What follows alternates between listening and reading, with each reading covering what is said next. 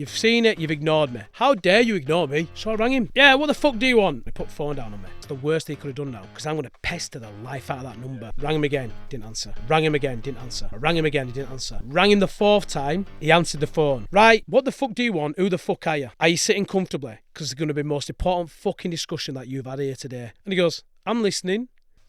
That were it. Who is Paul Donnelly? Good question. You all hear me online. I am the king, I'm the best at what I do. Yeah, I am the fucking king. And let me tell you why. We've taken people from literally earning £300 a week to now earning 60k months in only 2 years. We are the fucking dog's bollocks, and everyone knows it. What gave you the confidence to do that? To find who you really are, it's being able to figure out. Would you say that was like the biggest risk you'd taken up to that date? I had £10 in my bank at one time. I had to make a decision. Do I use that £10 to top up my mobile or buy an iPhone charger because mine were broken? And I slept under the streets of Clapham Common because I had no hotel. I had nothing. What pulled you out of that rock bottom then? Fear setting. The fear is what drove me to be able to actually step out and say, fuck it. I'm doing it. My dad, who's obviously my best mate, out of nowhere got a brain infection. He had 8 or 9 fits in the space of 30 to 45 minutes, enough to kill a man. I'm in bits at this stage. And while I'm closing the door in the bedroom, I'm on the whiskey. So my head went. Do you think that was the right thing to do? Ring Dino now. So guess where I am? Someone said I'm doing a podcast without you. Fucking answer me. He's fucking ringing me all morning.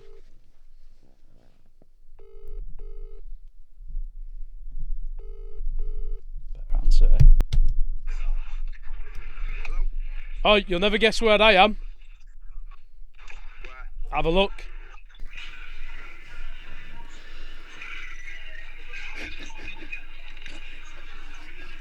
Are you in Morrison's? Oh, Are you in the studio? I'm cheating on you. Oh, I'm doing Tom's got a podcast. John, I'll not fuck out what you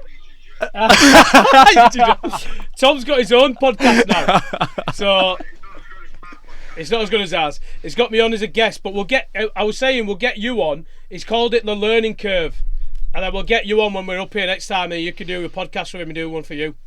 I need a learning curve. You need a learning curve, son. Right, I better go. See you in a bit, kid. Book off. Wow. Cheeky bastard. What did he say? Are you ginger? I'm not ginger, am I? Mate, that's fucking That's gone. hilarious, man. Fucking Dean Wow. Windass. What a lad. Oh, mate. I don't even really know where to start with this, to be honest, mate. I've made a bunch of notes, but Yeah, one. yeah, well, I feel like from sort of around the first time that I met you, probably in the first conversation, I remember thinking I'd love to have this guy on my podcast one day. Yeah, nice. So here we are. Here we are, We've brother. done it, man. Here we are. are. Winning the fucking Yeah. game called life. Because that is obviously how we met, Yeah. through the podcast stuff. And I feel like a lot has changed since then. I think I've learned a lot about you just from the conversations that we've had. Yeah. And I think you have a very good story to tell about your life, how you've got to where you are today. And I would like to dig into that a little bit, sort of. Mate, there's a lot I'm sure we'll figure out here, you know, and I'm glad to be here, mate. I think you stepping out of your comfort zone and starting your pod's been a, you know what I mean, you've got to do this stuff, you've got to challenge yourself. Man. Yeah, That's it. It's a learning curve. And yeah, like when we first met, we hit it off, do you know what I mean? We spoke, and I had a vision in me starting my podcast and plug Greatness on Demand. I was just about to say, get it out there. And if people haven't watched it. but no, like honestly, that pod, if anyone watches it, happens because of you guys. You know what I mean? We had a vision, told you what I wanted to do with it, and it wasn't just starting with the team. It was chatting to you and then chatting to Wolfie and meeting the rest of you, and it was just like these lads are just fucking driven like me. Do you know what I mean? They want it. They seem keen. They seem like at this early stage back then, you were at a stage of where you had big ambition. And I just thought that's the kind of people you want to be around. Do you know what I mean? I've always been around those type of people, and I thought, let's go head on, and we're here today. So it's a pleasure, mate, to be sat on the other side now. Do you know what I mean? And that's it. Well, you spend here. enough time in this seat, don't you? I know, mate. I know. Yeah. And you've spoken to some very interesting, influential people, which we will go into. But I'd like to kick this off by asking the question, who is Paul Donnelly? For people who don't know. Good question. I guess I always say I'm a go-giver, and when people ask that question is, what is a go-giver? So I like to give back in something that I feel like I hold value of, that can help people to change their lives. So on paper, if you had to look at it as a CV of what I currently do now. Because you're a very busy man. Yeah, very, very busy man. Got a lot of different projects and businesses going on. Overall, I'd say I don't like the word business mentor. I don't like the word business coach. I'm just good at marketing, sales, building brands, leadership, operation systems, and I've built a business by helping businesses to get in front of the right clients, drive sales, drive revenue, which ultimately changes their lives, right? It gives them opportunity to grow both professionally, personally, and that's what I've done since 2021, launching Demand the Market. And then off the back of that, as a consultant in helping all different type of businesses away from the healthcare space, in helping them to build, grow. So Demand the Market is Demand the Market with a baby, and I can tell. But it's specialised in the physios, osteos, chiros. I mean, you've been to our events, and course, you know, I would say we put on the best events, mate. You know, we did a 2-day event. Pretty good. A massive event at Bradford. Seriously good food as well. Yeah, it was. Shout out Wingerding. It don't make a good event if there's not good food. Shout out the boy. And but no, I can get into that of my story, and I'm sure we'll go back in how I fell into this. But yeah, I mean, in a nutshell, who am I? I'm someone who just helps businesses to build, grow, scale. It all started with the physio side of it, with osteos, chiros, and sports therapists. And they're doing big numbers. And then it's just you adapt and you apply that in the real world with any type of business, where you get your positioning right, have the confidence in how to sell and fulfill clients and scale. And that's fallen into then, from my past, building brands and relationships and managing the likes of Dean Windass, the footballer, and the band half mark and all these other things.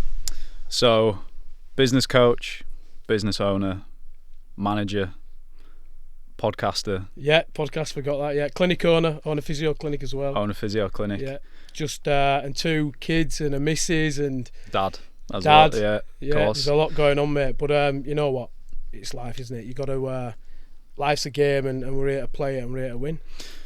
So that's the man you are today, right?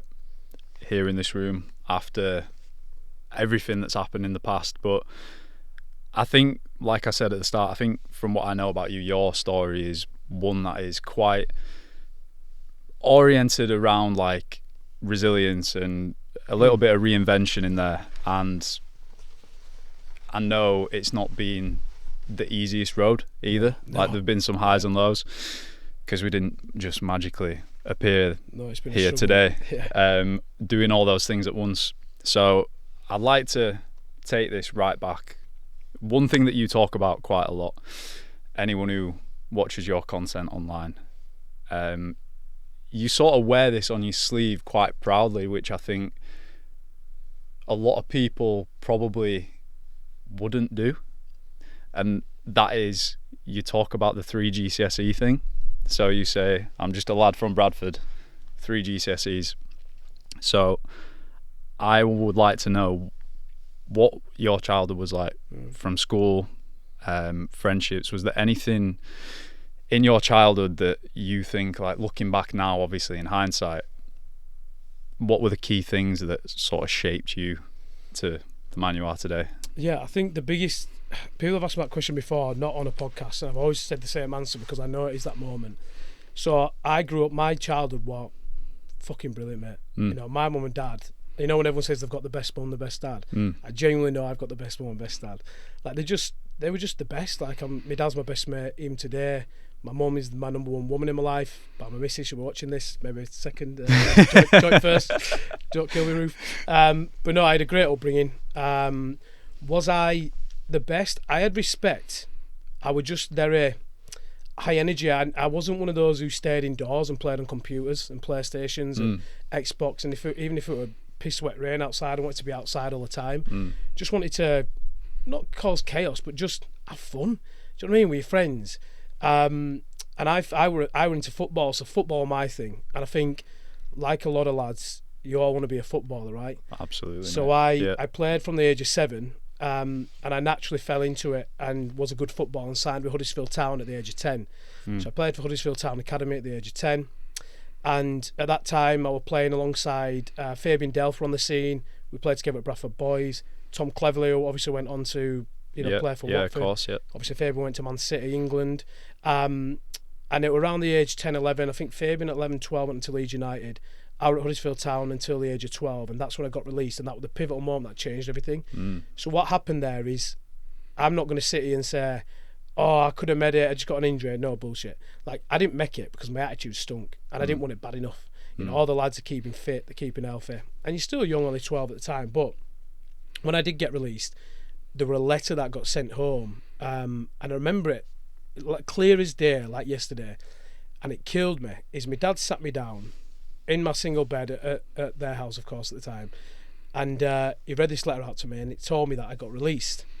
And he says they're going to keep an eye on me, but his attitude, he needs to change his attitude. He's got all the skills in the world, but just don't listen, and his attitude isn't helping him. And I had this awful wrenching feeling in my stomach, and I was crying. I remember crying, and I remember just thinking like, the world's falling apart at that age of 12 going on 13. And I still remember that moment, and as crazy it might sound being young, I told myself at that age of being 12, I will never, ever, ever allow someone to make me fucking feel like that again. Ever. Because basically in my head, what they said to me is, you're not good enough. You're not going to go anywhere unless you do what we are to tell you to do and sort your issues out. And people might see the message differently and say that, well, they're actually trying to guide you and help you in a different route. But I took it a different way. And I thought, these individuals were telling me what's going to happen in regards to my outcome and where I go. And I fucking hated that. And I thought to myself, even at that young age, because I wrote a letter as well about, it's in the house somewhere, I wrote a letter to myself after the letter, and I rewrote the letter to myself in how I would have written it. And the letter basically to myself was saying how amazing I am, how great I am, where I'm heading in my life. And I read that letter instead of reading over the letter that they were giving to me, to remind myself that I can do things that are bigger and better than what anyone might necessarily tell me I can or cannot achieve. That's a bold thing to do at the age of 12. Crazy, isn't it? Yeah. Yeah. What do you think possessed you to do that? But obviously, it hurt you emotionally. Yeah. Hearing. Do you know what? Obviously, like you say, you dreamed of being a footballer and whatnot, and you'd had that dream sort of ripped away from you. I can imagine that probably made you quite angry. And It's hard to give you an answer because I can't really tell you the reason as to why. It's just more of an instinct of what I did. And people always ask me that. They say, how do you get confident? But I don't really have an answer for it. I just always looked at life, even at a young age, in just thinking, well, I don't even know the reason of why I'm here and for what purpose, but I always know what I'm capable of doing and what I should be doing and who I am and my morals and my vision and my values, even at a young age. And I guess that went into a lot of confidence then in knowing whether I win or lose, it's always going to be on me. Do you think that came from your parents? I think... Because you had a good relationship growing up. And I think the biggest, like I always say, everyone always asks me who's my biggest influence. It is my dad. Now, my dad's my influence in the sense of he was a plumbing heating engineer. He built our house, he bought land back in the day, built the house, they still live in it today, a bungalow. And I kind of saw my dad get up and go to work, grafting, doing all these, all like you see in a tradesman. And I guess he gave me the drive and ambition where I used to look at him and think, I'm going to be better than my dad. I want to do one better than him. And I think everyone should look at the parents that way. Not to say he hasn't done good enough. Yeah. I just think he set the bar, and it made me have the drive and ambition to think, I'm going to go out and I'm going to fucking do one better as well. It's very interesting you say that, because I sort of came to a realisation similar to that, like somewhere along the line, a bit further down age-wise than by the sounds of it you did. I was probably like 18, 19, and I was living in an apartment with one of my mates, and I was going through this period of sort of getting into like, I'd hit a little bit of a rut, basically. I didn't really know what the hell I wanted to do with my life. I was working in hospitality, long shifts, quite unhealthy, drinking, eating shit, gaming all the time, and I let myself go. Like, probably by some people's standards, like, you might have looked at me and thought you were fine, but up here I wasn't. And I don't know, like you say, I don't know exactly when that moment happened, but I remember looking at myself in the mirror, literally looking at myself in the mirror one night and thinking, like, if you keep going this way, then it's not going to be good. And then that sort of kicked my ass into gear to then start thinking, right, well, think about the opportunities you've been given in life. Like, realistically, you know, for the way I was brought up, at least, you know, similar to you, I cannot complain one bit about my childhood. Yeah, there's obviously some little things here and there that you could tweak, but nothing's perfect. And it was from that moment, that realization of, I've been given every opportunity possible here, really. I've got no excuse not to try and make something of myself. Absolutely, yeah. But obviously you came to that realization quite early on by the sounds of it. Yeah, absolutely. I mean, look, we're all born by our mothers. You've heard me say this before. You know, all been born by our mothers. We all came out the womb and slapped on our ass, and, you know, then we're left out in the real world. There were no one else there than your parents to give you that moral support. But the reality is, you're in it on your own. No one's coming to fucking save you in life, mate. You know? And even when you're going through a journey or a pathway that you know is the wrong pathway, whether you like it or not, you've got to be able to look in the mirror and you've got to be able to accept, well, who are you? Who do you want to be? Where is it you are heading? And taking responsibility. Exactly, taking responsibility. But also, you touched on it a bit there. It's having gratitude for where you are right now. And I think everyone looks at that and they think, praise to the higher, you know, universe and gratitude and manifestation. Yeah, but and all that. it is a reality. Like that. That's true. What you tell yourself and what you believe is what you become. You put yourself in a room of 10 negative, ungrateful individuals, you will immediately become the 11th. Think of the opposite. You put yourself in a room of 10 driven, successful, for whatever fucking that word means to anyone, but driven people who actually want to get on in life, have respect, and actually have some goals. You become the 11th. And so you've got to find who you are. But going back to what you said earlier, when I was younger, so and this is another catalyst to it, so when Huddersfield Town let me go, I carried on playing the football route. I didn't give up on that, and then eventually signed with Halifax Town, and I played for the youth team. So I was back to a good, decent level. But then all of a sudden, I was on the streets messing around with my mates. What kind of age is this? Like? So I was now the age, after going through high school, I'd have been like 17, 18. Yeah. So I'm like... So you'd already got the 3 GCSEs. Yeah, I already got the 3 GCSEs. I mean, touching on that, I went to an all-boys school. So I went to St Bede's in Bradford, and I loved it. And do you know when people say they'd love to go back to school just for a day and stuff? I'll be honest, like, I wouldn't. And I'll tell you why. The people who I hung around with, love them. I'd rather see them out now and have a beer with them and talk about experiences. Yeah, of course. I don't want to go back to school, because at school I was putting on a persona. I was pretending to be someone else. So at St Bede's, it was an all-boys school. Right. And in that all-boys school, there were a lot of clashing of heads. From year 7 to year 11. There were fights at break time, dinner time, in whatever year it would have been. And it was just a lot of aggression. Is that a private school? No, a grammar school. Yeah, a grammar school, yeah. In Bradford. Okay. And it was all-boys school. But I went there because at the time, that was the best school for football. It was very sport-oriented. Okay, yeah. I mean, there were footballers there, lads in my year, who were signed to, like, you know, other professional teams and academies, etc. I feel like quite naturally having, or being in an all-male environment, I feel like that is naturally going to breed sort of competition. Yeah. Like, I know mates, I lived with a bunch of lads when I was in Australia, and they all went to Quegs, which is the all-boys school in Wakefield. Yeah. And I definitely realised through living with those boys, I think you do grow up a little bit differently, as opposed to being in a mixed school. Absolutely, from that competitive competition standpoint. Look, you're going out and you're playing, especially Iowa. You're trying to put on a front, pretending your ego, bravado. Trying to be popular, trying to be this, trying to be that. And I look back now and I cringe, and I think it makes me laugh, because when people who went to school, it's like I've met a lot of people now and they've seen it years on, and seen what I'm doing and all the success I'm having. And, you know, and where we're heading to see all the social, etc. And lads at school have gone like, hey, Paul Donnelly, what the hell's we going to do? I thought we were going to be on, you know, in a ditch somewhere or doing what, do you know what I mean? Whatever their imagination was. And it's like, they think they know you from someone who you are only 5 years in your life. You know me from the age of 11 to 16. Yeah. I'm now 36. You've missed 20 years of my life. There's a long, big pathway from 5 years there. And I think people get caught up in thinking they still know that person you are. But that person who I was, a lot of jealousy, a lot of bitter, a lot of anger.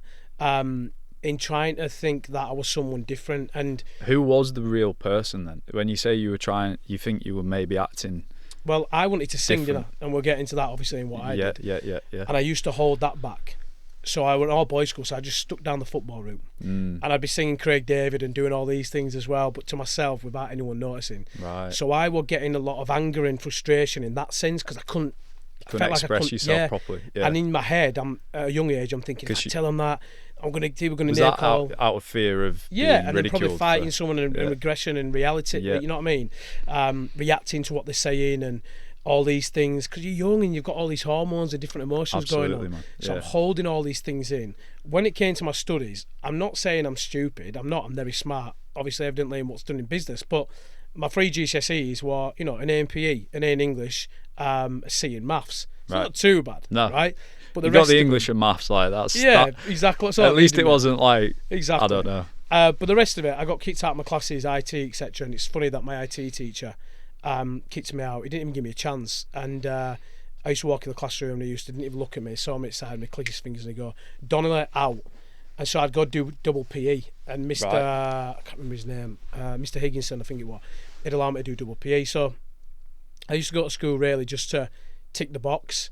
And I couldn't wait for it to finish. And then I did actually though beg my sixth form tutor to let me back into school just to sit the maths exam because I failed maths at first. Right. Because I walked out the maths exam and I didn't want to do it, and I don't know why. I just walked out and went home.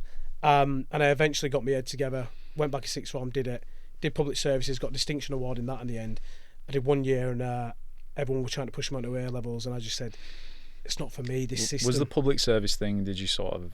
Because I feel like people do that when they want to go into like the police or I was service looking or at that. So when I was 17, 18, I went down to Bradford police station and actually the interview was to be a special constable. Right. So you don't get paid, you help them and you go through it. And I got down to the final 2 interviews before the fitness test, and the guy just said to me, you don't have enough life experience, go out and experience life. Probably the best thing he said to me, mate, because off the back of that, the music industry fell into it. Obviously I went on and worked at Pontins, being a blue coat for the summer and stuff. And is that like the holiday park? Yeah. Right, okay. Yeah. I didn't know that. Did you not know that? No, I didn't know that, to be fair. So I feel like we're skipping a little bit here from so you're like 17ish, you were then playing football for so Halifax Town. And then all of a sudden, meanwhile, are you still sort of like repressing the music thing at this point? Or I'm repressing it, I'm not telling people too much of it. I mean, I've seen it changing rooms. The lads are like, you've got a good voice, you don't believe them. Right, like, taking the piss. Yeah, of course, yeah. And so I would just hold it in a little bit, still playing football,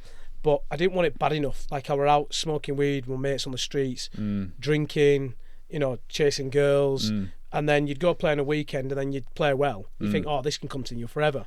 Before you know it, lads who won, even signed at a young age, are catching up and they're now getting signed and they're going past you. Now you're on the bench. So now I'm not even in the first team. And then Halifax dropped me and I went to Bradford Park Avenue at the age of 18, 19 for the youth team. And then they dropped me. And then I thought, I'm done. Enough's enough. Yeah. I just didn't want it bad enough either at the time. And I thought, at a young age, music was my passion. I thought, I need to follow that route. It's quite a lot of rejection to handle at a young age in that respect, being at that level that you were at and then sort of slowly gradually dropping down. How did you handle that? I handled it so much better than I did when I was 12. Because remember, when I was 12, I still had that same mindset in saying, it doesn't matter, I'll learn from it, I'll move on. I always believed there was something bigger and better for me. I always believe the universe and where I'm heading, as long as I'm heading in the right direction, a positive sense, I've got respect for people, I'm not an arsehole, I'm doing the right things will fall into place and it'll get me to where I'm supposed to be. And that's, for me, where I am today. That's one thing about you which I think struck me from, again, that first conversation that we ever had. And I'll give it to you, mate, you're consistent in a sense of, like, I believe in myself, I think, as much as anybody. But I think if I could name one name out there as someone who believes in themselves more than I believe in myself, it would be you. I want to try and peel back the layers to really understand where that came from. Like, obviously, you've had people have obviously believed in you to put you in those teams and whatnot from a young age, and you had the good home life. But after that rejection and having those things not sort of go right for you, how did you then pick yourself up to actually pursue that passion that you had in the music industry? Good question. I guess, I mean, look, I used to sneak out the back door at my mum and dad's house. I'm not going to go off tangent here, but I used to sneak out the back door at my mum and dad's house and not even tell my mum and dad that I used to sing. So at 2 a.m. in the morning, it's a bungalow, I used to sneak out the door and it was pitch black and I used to sing in the barbecue area and I'd whisper, I'd sing it quietly to myself, and then I used to go to bed and go, and it was just a sense of relief, like I could sing, do you know what I mean? Because I wanted that, I couldn't sing the house, I didn't want no one to know. And so when you talk about like all the failures and all the other things, I guess it comes from a place of you knowing what you really want and where you are heading. And I guess because of that feeling of how it made me feel, I had to then find the moment to actually say, do you know what? Fuck it. Like, football's no more. I'm doing this thing. I'm going to allow everyone to tell them what I'm doing. And I guess as you get older, you learn in life. And at 18, 19 at this time, I'm telling myself, well, what else is there other than tell myself, oh, I'm going to have to do this, or I'm going to have to, you know, do something that necessarily I don't want to do, or that's only going to put me in a position where I'm not passionate, I'm not happy. So why would I put myself in that situation? Did you have other like part-time jobs around that age? Oh yeah, I worked at Matalan, and it's a good one, that one as well, because when I worked at Matalan, I were doing that part-time, and there was a guy in the warehouse on a Saturday. I used to pick up all the clothes at Matalan, the women's clothes, and if anyone works at Matalan, honestly, fair play. It's like at the sales rack, when it's women's summertime and men's, they're all on the floor, and it don't matter if you're picking them up and putting them back on, they're back on the floor in 5 minutes. Yeah. They're a nightmare. People talk to you like shit, Yeah. all these things, right? And so, long story short, there was a guy in the warehouse and he was poorly one weekend. So my manager at the time said, Paul, do you want to run the warehouse? And he says, and have it, you know, as get it working. I mean, I had that place like fucking clockwork. Like, I ran that on that Saturday from, I got in at 7:30 in the morning. They were bringing all the clothes, and I think I finished at like 4. Like a long day, did long hours, and that gave me a drive. And thinking, fuck, this is easy operationally. At what age? Sort of like I were 18 then. Yeah, so you're conducting this. Yeah, the whole operation. The whole team. operation. Mate, I got like a buzz. 18. I'm telling people who are older than me what to do, and I thought, fell on my feet, and I thought, this is amazing. I'm still singing at this time as well with a passion, but that also gave me a buzz, and I guess it found my place in leadership. A little bit of self-belief and that leadership. Yeah, aspect. leadership. I can relate to that, man. Not Definitely. being you do this, you do that. I didn't want to be that person. I wanted to be that person to step up and say, hey, this is how you do this is how we do that. Let's do this together. Let's get this done. And I was managing the team, leading the team. And at 18, I had that place running. And then they gave me the job to run the whole place, but I didn't, because going into it now, that's when I decided. Everyone found out about my singing by then. I auditioned to be a blue coat at Pontins, and I got that job. I feel like sport definitely helps in that respect. Teamwork, you know, being a part of a team, especially a sports team, you're codependent, and I think that teaches you a lot. I mean, I played football as well from a very young age, and it's something that I value so highly in my life, just for teaching me things that you can't learn elsewhere. So, and also, like, to sort of speak to what you were saying there about getting that responsibility from a young age and how that kind of built your confidence. I had a period of that as well. Like, I was sort of managing the bar in a restaurant. I know obviously it's different, it's a different industry, it's probably more common in that sort of industry to have younger managers, but I remember that feeling of having someone else other than sort of my parents who were willing to put their trust in me, and how much that sort of boosted my belief in myself and gave me the confidence to be like, you know, like you say, to sort of telling people who are a bit older what to do and like keeping track of what needs doing. It's valuable, it really is. So you did the Matalan thing, and you were still building your confidence, let's say, to let your voice be heard out to the world. So let's go into the music a little bit. What was the moment, or was there a specific moment that sticks out in your mind for where the first time that you showed that to the world?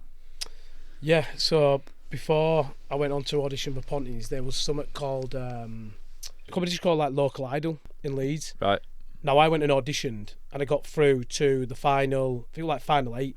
Okay. And we're at the what's it called in Leeds now? There's like a theatre hall there in Leeds. I forget what it's called. The name will come to me. Did you do this off your Variety own? Halls. Leeds Variety Halls. You did this off your own back Yeah, completely? yeah. Like, yeah. in the Completely. quiet? Didn't tell anyone in the quiet. But then when I got to that final stages... What did you sing? Oh, what did I sing? Eric Clapton, Tears in Heaven. Right. Yeah, Okay. yeah. So I thought, everyone were doing upbeat songs, I thought, let's showcase a bit of vocal range. So I just wanted to strip it back where you couldn't hear a pin drop. So I got through to that final phase, and now you have to sell tickets. So now I'm like, shit. I'm like, no one knows a thing. What's going to happen here? But you know what? I sold a lot of tickets because everyone thought it'll be a piss take. This will be funny. Let's fucking go watch Paul and see sing. what Paul's Yeah, yeah. Let's go for a piss up in Leeds and let's go have a laugh at him singing. So my mates all came and my family, and the first time my dad ever heard me sing was when I actually stepped on stage. He didn't know who were coming out on stage. My dad tells his story a lot. And when people ask him about me, you know, my music, and we're getting to it about signing to Universal and stuff, and yeah, so when I came out on the stage, my dad were like, we're here to see a show, and like, what the fuck's going on here? And then he noticed all my mates were here. Yeah. I was like, hey, what's going on? And I stepped out on stage and I sang fucking O-Town, All or Nothing. And were you shitting yourself? oh yeah, of course I was, big time. Like the butterflies kick in, and as soon as you sing that first note, everything's fine. In And the I didn't flow. expect to win. I'm not putting myself in that situation to win. No. I'm taking myself out of the comfort zone to start the journey of this is what I want to do. Do you know what I mean? And I came second out of all the lads that were in there, and there were like 8 lads, and these have been singing years, Tom. So I took a lot of confidence from that, thinking, fucking hell. Like, Meanwhile, you've been singing in the barbecue yeah, area, yeah, whispering to yeah, yourself. exactly. Yeah, playing football and messing about, and yeah. yeah, that was the first time that it happened, and then that was the catalyst then to audition for things and start the music journey. That must stick out as quite a key, Big influential moment in because your you've got to life. think, my dad, we're all football. We seem to get us at Bradford City, even still today, but back then, all we're doing is talking about football. He's reminding me, when you're going to get back into football, get your fitness right, you could get semi-pro, you could work up again, and he's not knowing I'm suppressing and obviously, you know, keeping the music all in. And then so for me to step out on stage and all I can see is him, because I'm looking right at him and I'm thinking he's going to be disappointed in me, he's going to be annoyed. He's crying his eyes out. So my old man is crying, watching me singing, and I'm like, well, that's weird, do you know what I mean? Yeah. And that would have win for me, because that were a moment of relief to say, Dad, I want to be a singer, man. I want to sing, like, I want to do R&B, I want to do, you know, kind of dance, R&B, garage, and he didn't know what kind of music was, and I just thought it gives me a chance just to, you know what I mean? And from that moment, Follow that path that you from that moment, that's when I really started to step into who I felt were myself at that time. Yeah. Feel more comfortable in your skin, so to speak. And now we're in control, and that's another thing that I follow through in my life, and I say to my business clients is, you want to feel like you're in control of every decision that you make in your business, in your life. I can always advise you, like I said, to those in business, and guide you in giving you what you need and the tools to get to where you want to be, but you've got to take ownership and you've got to take control and understand that the actions you take, it's all on you. And I love that. I love knowing that it's all on me. Win or lose, it's fucking all on me, mate. And I love that, because if I did lose, which is no such thing as losing, again, it's a learning curve, it's a lesson. Absolutely. I'm learning from it and thinking, how can I better myself? And that, mate, gives me the fire to think, this is fucking cool, right? You're building a character. And the thing I often refer back to is sort of like my travelling experience, sort of on this note. Might sound a bit random me saying that now, but you obviously had this thing that you knew that you wanted to do, right? But you were a little bit apprehensive, a little bit scared to do it for the reasons that obviously you've outlaid there. I was sort of like that with wanting to go and travel and see the world and you know, live in a different country and stuff. And you can put so many things in your mind, give yourself so many reasons that back up your reasons for not going and not doing the things that align with what you actually truly believe and that you want to do and that you think you're going to do. And I sort of came to this crossroads where I was like, okay, so the opportunity is now. If I don't do this now, then I will never know what's on the other side of the coin. I'll never see the flip side. I'll never scratch that itch. And I weighed that up, and I thought the opportunity cost for me and myself of not going and doing it then was far bigger than so like the idea of not doing it and not ever finding out was far worse of an outcome than putting myself in a situation to actually be open to it and to experience it. And that's exactly what you did there by stepping on that stage and going to that audition. I think we're all worried in life of what other people think about us and what they're going to say. And I think that transcends in everything. And that was the biggest moment, really, is that I was more scared of what others thought than what was going to happen thereafter. People's opinions. And I've realised now, Tom, in life, that people's opinions are just that. It's opinions. Yeah. It doesn't matter. It's not truth. Keep you where they want you to be. Because people don't do things, and like you said, go travelling, step out of their comfort zone. Because jealousy comes from a fear of comparison. When people compare themselves, they get jealous of the fact that you are brave enough to step out and do something that they feel like they'd like to do, but they're not brave enough yet to do it. Me and Wolfie spoke about this in the first episode. And when you understand about that, that's the moment that you think, guess what? None of them really care about you anyway. No. Because when in that moment, we're all so self-absorbed that we think people really care and, they're going to think this, they're going to think that in that moment. They go home and they fucking think about something else. So the reality is, like you said there, is that you could have stayed in that place of not travelling, not the experiences. You'd have ate yourself up in knowing what if. And look, like I'm sure we'll get to it in a minute of today where I'm at. I'm in that situation now. From what we just discussed earlier in the room of the sale and things that are going on with our big, me and my family and our personal big move that's about to happen. Absolutely, yeah. Scary, mate. Yes. Proper scary. But guess what? Yeah. Fucking learn from it. Yeah. I'm going to learn from it. Yeah. And the reality is, in my mind, and knowing where it's going to go, it's the best thing that we can do. And it's probably going to go on to even bigger, better things. And you know what? I'm not going to know until I find out and step out. It's that short-term sacrifice for long-term gain. Like the Absolutely, discomfort in the short term is a worthwhile investment to grow. Absolutely. and to learn and continue on your learning curve. Speaking of, so music industry, right? So you came second in the competition. In that low competition, yeah. Were you writing songs at this point in time? Yeah, the first song I wrote is when my grandma passed away. I wrote this song called Missing You. It's crap, mate. Like, there's no good top line on it. There's no good hook or anything. It was just simple, you know. And it's funny because when she passed away, she left some money behind for obviously all the family. And the first thing I bought was tiny little mixing desk, 8-channel. Got Cubase, got my microphone SM58. And I'm just getting instrumentals, downloading them and just singing over them and writing music. So I was writing music, putting things on paper, but I didn't really know how to bring it together from verse, chorus, bridge, pre-chorus, etc. You were figuring it out as you went along. Yeah, figuring it out as you went on. Yep. And so, yeah, I guess it helped me in that creative side in that I got songwriting back then. I'd never play you it. Do you know what I mean? But, that's Don't worry, how I'm not going to there. ask you to play that here right now. And, yeah, I think, so then from there, that's when I realised, can I get a job in music? I never really saw there were a career or getting a record in the music. I just thought I'd be happy getting paid a salary monthly, travelling the world singing. Yep. I didn't know how to go about it at the time. I didn't know about that. And there was a guy on the X Factor, I can't remember his name, and he had a job at a place called Butlins. And they said to him, "Why are you here?" He says, "Oh, I sing in front of like 1,500 people a night." I'm like, 1,500 people a night? Oh my God, I'd love that. And he gets paid for it. And then he has a laugh. And I thought, what's this thing? So I spoke to Mum and Dad and said, what's Butlins? Pontins, sorry. They went, oh, you've heard of Butlins, it's similar, it's Pontins and these, that and the other.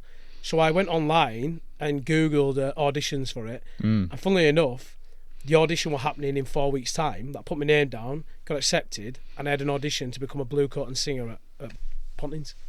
So did that entail something similar to that guy on X Factor then? So you were singing yeah, but in then front listen, of... this is how crazy this is. Everything's a butterfly effect in life. Yep. Like, every moment is meant to happen. Like, for example, if anyone doesn't know the butterfly effect, we've got this podcast now at 3:30. Imagine if we had it a couple of hours later, there could have been an accident on the road, I could have been in that accident, and it'd have been... Absolutely, you know, it's the decisions that you make. The decisions that you make and in how life, that has a... the outcome. Yeah, a snowball effect on... So, at the time, my mate Adam, his grandma, God rest her soul, has passed away now. She was really big on my singing.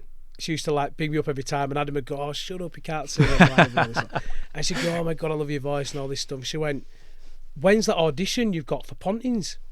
I went, "Oh shit!" I said, I've totally forgot. Because I didn't put it in a diary. I didn't have anything like that back then. I totally forgot the date. I thought it was next Saturday. This was on I think it were on a Friday, or it might have been a random day of the week, she said it. So I found out, and guess what? It was the next day. Mad. When she said it. How crazy is that? That's If his crazy. grandma would not have said to me, when's the audition for Pontins, it would not have set my entire journey. Because at Pontins, I learned a lot there. That built my character. That I had 2 big deaths that year in that place, and it built my character from what I was doing and what I became. My confidence on stage in front of 1,200 people. We'll get into it in a moment. But if she wouldn't have said that, it would have never happened. You must have been racking your brain thinking like, had I not done this today, I wouldn't have gone and seen her and this and that. Yeah. Right? Mate, you've just sparked my mind thinking like the podcast that I did with Wolfie, episode 1. So he went to uni. So he was at university, and I'm smart enough to go to university. so he did a. Oh shit! What was it? Was it university or college? I can't remember what. No, it was university. So it was at university. He was doing a finance degree, which he'd chosen to do the finance degree basically because he filtered his UCAS application to the highest paying jobs, and finance was at the top. So that's why he went and did a finance degree at uni, because he didn't really know what he wanted to do. He just thought money. Yeah, logical, right? But he ended up getting a 2-1. Right, which is a fucking decent. It's a good degree, right? Got the 3 GCSE, isn't it? But he actually missed one of his exams, like one of his final exams. Yeah. So as a result of missing that exam, he still got a 2-1. Had he and he missed it because he didn't even know that it was on for whatever reason, right? Had he gone to that exam and done it, maybe he'd have got a first, and maybe he'd have gone into a finance position working amazing, and Wolf Sups would have never been founded. So it just kind of shows the crazy like circumstances that can unfold just through because life. Wolf Sups wouldn't have existed, could have done us all a favour. I'm joking, he knows I'm joking. So you were saying you're working at Pontins, blue coat is a blue coat so basically like an entertainer. Entertainer, so you're an entertainer. I mean, so what you do is like, it was Christmas time. I auditioned in October, got the job, and there was 30 blue coats who got the job to do just Christmas. Only 4 out of the 30 are going to get taken on for a full contract next year for the full season from January to October, November. So the likelihood of me staying on as a blue coat, very unlikely, right? So I got the job. I turned up at Blackpool. I got put on at Blackpool. There were me, there were Carl, there were Ben, there were Wes, there were Calvin, all the lasses, a few other lads. Yep. And I loved it. I did it about 3-4 weeks, did the Christmas shift, and I thought, I'm not going to get in here. And before I knew it, I got took in the office from the entertainments manager to tell us how we've all done, and they offered me the job in the role to turn up next year and do a full term there. And mate, it was the best. This is the thing. Is this your rose-tinted glasses sort of golden era in your life? I guess so. I mean, it's a balance, because in 2009, it's a difficult one, because what happened is we lost someone who was so close to us, which was my brother-in-law, and obviously Brooklyn, who's in the band Half Mark, his father, right? In 2009. So that was, I mean, we were all broken by that. And that happened in the year when it were really on paper. During that time, I was having so much fun, and do you know what I mean? So it was like a balance between it. I were on stage singing in front of 1,200 people a night in Prince's Theatre in Blackpool, as part of the complex. I'm fucking playing gladiators at summer, where you have all the pump against kids, you get knocked off and water fights. It was wicked. I'm dressed up as Captain fucking Croc, mate, like in this big outfit. And look, Ponty's what am I saying? Fuck it, I don't care. I'm saying it. You only get in that costume suit when you're hungover, mate. Right, okay. That's the best thing. When you're hungover, you want to be in the costume. People like can't see you. You call it skins. You want to be in skins. Put the skins on, and you'd go around with another blue coat. Or with Ben at the time then. I was getting all these kids diving on me, jumping and knowing that I'm hungover. I'm like, you bastard. But it was the best time, mate. Honestly, it was I learned a lot. You've been with Ruth, your missus, now 10 years now. 10 years now. Yeah. So 2009, you were how old? 2009. Fucking hell, mate. What's that? I'm 35 16, now. 16 years ago, so you're about 20-ish. I was 19, 20. 19, Yeah. 20. Okay.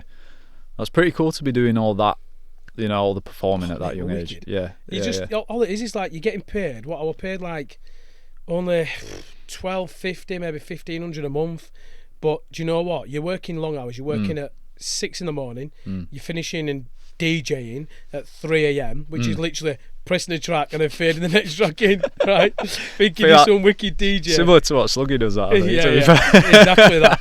And so you're doing that and you finish at 3 a.m, then you're up again and doing it again at 7 a.m, and the hard hours, but you were there with all your mates. You're Yeah, having it's the fun. camaraderie that gets you Oh, mate, through it's it. wicked. What a job. Like I used you're to doing feel like bingo that. calls out, you're doing gladiators, you're doing swimming contests, you're just playing games, you're putting smiles on kids' faces and even adults' faces, and then you're singing on stage and you're doing shows. Mate, it was wicked. I'm a big believer in, like, you know, everything in life. From my personal experience, I like my own company, but I think the best things in life are shared, like shared experiences. You know, like me working in bars and managing bars and doing those like graveyard shifts late at night. It was pretty shit work. Don't get me wrong. You know, shouting over music and pouring drinks and that, but you're having a laugh with your mates most of the time, and it's all about that camaraderie that gets you through it, isn't it? And that's what built me to where I am today. The camaraderie and the character is that in that year it defined who I was. And let me tell you why. Because I was doing things that I love to do. It reminded me that for the rest of your life, like you remind yourself even at a young age, Paul, follow what makes you happy and what fulfills you. It wasn't about money, mate. It were all about, this is wicked. I'm having great times, great memories, great fun. How can I make this last forever? Yeah. You know? And I pictured in my head that I know this isn't going to be forever. I knew that at 20. I'm like, I know when I'm 40, 50, I'm not going to be a blue coat on stage. But I thought, it taught me a lesson in life. No matter what the year is or the time is and where you are, find something in that moment, Paul, that fulfills you, that for the rest of your life until it's over and the game's completely done, you said to yourself, every single day I woke up, I did something that gave me a fire and I fucking loved it. Do you know what I mean? What do you think the message is there to other people? Is it... You've heard it over and over again. Find the goal.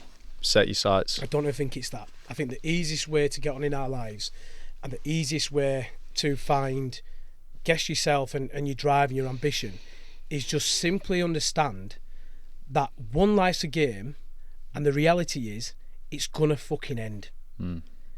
It's as simple as that.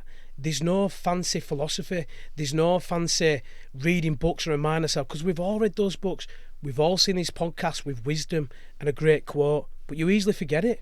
So the easiest thing to remember is that life's going to be over one day, and guess what? Nobody fucking cares, and neither should you. That's it's very stoic, that.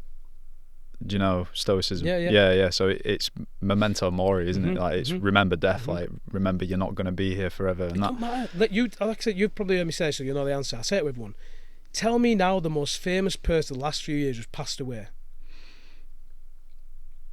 Don't know. Exactly, you've forgotten. Yeah. But at the time, the most famous, the Queen. Fuck yeah. Oh, that's bad. It's proven. No, Yeah, but mate, it's not bad. it's You've true. just proven it as the example. I was going to say have. David Bowie, but I feel There like you go. that, yeah, right? yeah. It's the Queen.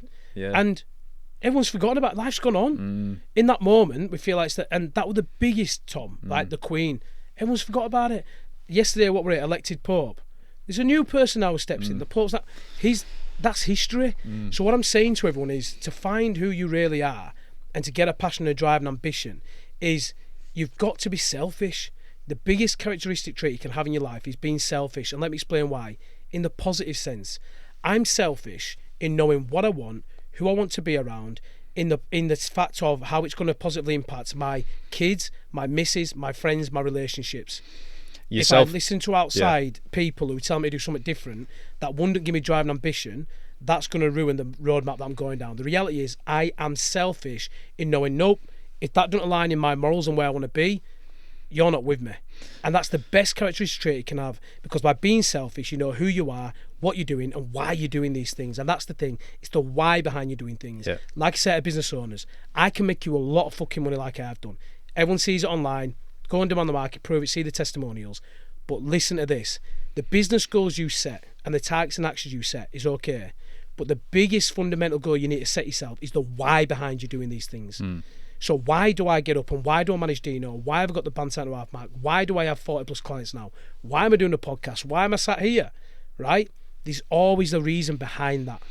I think when you hear, if you took that soundbite, right, what you've just said there, the number one thing is be selfish, right? From a, judging a book by its cover on that statement, you can perceive that quite negatively. But what you're saying is be selfish, because you can then use that to align your own beliefs, your own drive, your own mission, to then have a positive impact on the people that you care about. Yeah. And you know what, Tom? If someone saw that soundbite and took it negatively, couldn't give a shit, mate. There you go. I genuinely don't care, because why would it matter to me of someone else's opinion of what they think and what they feel? I know me. Yeah. I know me. I know what I mean by what I say. I know what it is I do. I know who I positively impact and what I'm about. Do you ever pay attention to, like, because you're no two ways about it. You are an outspoken person online with let's say the stories you post, whatever. I can see why some people, it's like a bit of chalk and cheese, right? Totally get it. Yeah. Not everyone's cup of tea. Nobody is. Does the negativity ever get filtered back down to you? Do you ever come into contact with that? No, man. No, you I've never seen hear it. Don't get me wrong, you've seen it. I don't take it on board, and no, because what does it matter? But what does that look like from the people that do say those things? In what sense? What are they saying? Yeah. Yeah, well, we've seen it. Like we saw this guy thinks he knows all. Why is he effing and blinding? He thinks he's the bollocks, this, that, and the other. Mate, what's your issue? Like, politely, you've got the issue within yourself in order to put yourself in a situation to try and know me from something that you've had a conversation 1 or 2 minutes or 3 minutes. All I care about is my missus, my kids, myself in regards to who I'm driving, and the people that I'm trying to positively impact in life. Yeah. Any negative comment that comes to me, I read them, and people say you shouldn't read them. No, I read them, and I read them in the sense of not getting emotionally attached, thinking, oh my God, John, who sat in his boxers in fucking Western Supermare, eating fucking a bag of Watsits, who's now just finished playing the last GTA because he can't wait for GTA 56 to come out in 2035, is now telling me, da. Cheers, John. Yeah. Fucking hell. I'm now going to sit in my room and I'm not going to do anything else because of based on your opinion. No, mate. It's almost like reassurance that you're ruffling the right feathers. Yeah, guess what he does politely? He goes away and he does it to someone else or whatever. Anyone who knows me and you know me, and Dino and everyone else, is I've never, and I never would, say anything negative to anyone. I'm like, you all tell me one thing I've said negative anyway. I think this comes back to like the go-giver thing. Yeah. You get, what you put out to the universe, to the world, is what you get back. Yeah. I really like, there's a really good message in Afterlife. Have you ever watched Afterlife? I've watched Ricky Gervais. Ricky Gervais, yeah, but I can't remember if it's at the end of the first series or the end of the second series. Obviously, if anyone hasn't watched it, Ricky Gervais's wife's died, and the story of the series sort of goes like, it starts, he wants to kill himself. At the end of it, he realises he shouldn't, basically. But the kind of conclusion that he comes to is like, as much as life can be, hard, difficult, confusing, heartbreaking, as long as you look after your own little corner of the world, absolutely, then it is worth living. And I kind of think, that is such a positive message, just to look after that little piece of time that we've got, that little bubble of time that we're on this planet, in this universe, for the, I don't know, 70, 80, 90, who knows, with science, 100 plus years that we're here. If you're going to do it, like, if it's worth doing, it's worth doing properly. You've probably seen it online, we've probably all seen it, is that time frame. I think it's a meme that's on TikTok. Shows the years of your life when you do your education, then you go and finish your degree, and then you do all the most of years of your life working for the next man in trying to fulfill their dreams and ambitions. And then the final part is when you've got your retirement, you're now in a position where you can't do all the things you're passionate about because your health, your wealth, your well-being. When now you say, I'm going to retire, I've got my pension, my savings, to not know that you've only got another 10, 15 years left. No. I was born here, it ends here, whenever that is. What happens in between is most important, and I make that decision. And that's ultimately what it is, because we're in a position now where governments, the world, condition you in a position to say, you belong there, and you belong there, and you belong there. Now, I'm all for laws. You have to have laws to keep everyone in place in the sense of not creating chaos. I get that. But from a mindset point of view and what you can achieve is nobody should be able to tell you, you belong there and you belong there. You've got to understand, like, if you look after yourself, like you said, in your little patch of green, in that bubble, in knowing of where you want to be, of what you want to become and where you want to head, no one else should be able to distract that. And it don't matter all these outside noises that happen. The reality is millions of people have gone before you, and guess what? You're just another number at the end of the day when that happens as well. So while you are here, make it fucking enjoy fun. Play the game to win. Don't play the game to take fucking part. Play it to win. Who plays games to go, I played a game once? No. Everyone who played a game have played it to win something. Surely. Right? You don't make up numbers. What about people who are just playing to enjoy the game? Ask them the question why they're doing it. Would you say that's winning anyway? It depends, doesn't it? If you're playing to enjoy the game, what's the enjoyment and what is it that it's giving back to you? And that is a winning feeling. So ultimately, you are winning. You're winning in your own sense in that I'm enjoying playing it by allowing these to do X, Y, and Z. Like again, ultimately, what you're saying is you're the master of the game. You decide the metric. My game. Well, of my game. Yeah, exactly. Yeah, you're the master of your game. I'm the master of my game. Yeah. You determine the metrics of which equals success. Everybody who comes across in my life, friends and family, are just characters in my game. That's how I see it. It sounds crazy, and I've told everyone this. It sounds really crazy. You, everyone else, it's just characters that are within my game, right? Are we getting into simulation theory? Yeah. And the truth is that I know, ultimately, that it's my game. I'm not bothered about trying to make him lose or her lose. I'm not that person. I want everyone to win. You know that. I'm always supporting everyone, businesses, everyone. I want them to win. And we should all feel like that. We should all have a passion to win. So when people see me online, my favourite word's fuck and fucking, as we know, right? But it comes from a place of passion, of not a negative sense, is that I'm fed up of people trying to tell other people what they can do and they can't achieve and they will be. And that's why I say, fuck the bullshit gurus. Maybe in this space now, you think it's hard for me to convince someone that I can help them grow the business because there's so much bullshit out there. But I've come from a place of experience of being able to actually know that the things that they teach you and what they're saying doesn't work to fill their own pockets. I come from a place of, it's taken me a long time to get here. I want to show you all you can do it too. And that's the drive that I have from the back of it. What would you say to someone then? So I feel like quite a key takeaway from that is it's very important to determine what that game winning thing is, like what that aspect of success really is. What would you say to somebody out there? I'm sure you've worked with these people with what you do, who are struggling to grasp that actual tangible thing that it is, that they feel like is somewhere out there in the ether that they want, but they can't pinpoint it. What are the sort of beliefs and things that you have to shed along the way to understand what it is that you want? Good question. I think the easiest way to find the answer, it's always going to be your environment. You'll never find the answer that you mentioned that people search for on your own. You just won't. When people say they're self-made, bullshit. You're not self-made. You've had lessons along the way and you've learned from other people, individuals, to bring it all together to get to where you are. And I think when you talk about things that are success, what does that really mean? I think you've got to sit within yourself and ask the question of what success is for you or for them or for others. Mine is not something that you would hold in the sense of car, money.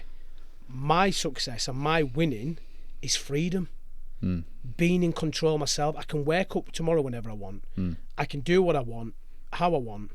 And that to myself is exciting. So I think for people to find, I just circle back to your answer, for people to be able to find ultimately their success and their winning, their game, it's being able to figure out, well, where is it I'm trying to head for that gives me the most excitement, passion. When I think about it, it fires me up. Like, it's like, wow. And that for me is being free, that no one can tell me what to do and where to be. I'm in control of anything I do, and that gives me the fire. So whatever it is that you're trying to achieve, and that again could be physical, look at the people around you who are doing it, who also align with your vision and values, and get in those rooms. Because it's the people around you that allow you to get there. And guess what? You'll go on that journey and it'll change again. Your direction and your goals will change again. and that's absolutely fine too. But it's always the people you're around, mate. And being open to different perspectives and open to learning. Nobody knows everything. Like, you all hear me online. I'm the fucking king. I am the king. I'm the best at what I do. Now, when people laugh and they say that, ask me a question. Yeah, I am the fucking king. And let me tell you why. I'm the king at the shit that I'm good at. If you ask me to plumb a toilet tomorrow, I'm the jester. You're not the plumbing king. I'm the jester. Yeah, I'm the jester. And I'm not scared to tell people that I'm not good at those things. And that's another thing. People have too big of an ego. Think they're fucking good at everything. No, I've done that years ago, thinking I could do this on my own, do this. And I've learned from it. Learning curve. I can't. I need help in different things that I'm not so good at. So you should own what you are the fucking king, the queen at, in the sense of mine's marketing, sales, operations, winning in life, building businesses, building brands. And you should own that, you know. But how that happens, Tom, is by learning and listening and observing information and observing your environment and who you're around and being able to understand what's right and what's wrong and what's really going to be that catapult and pushing that needle to where you want it to be and where you want it to head.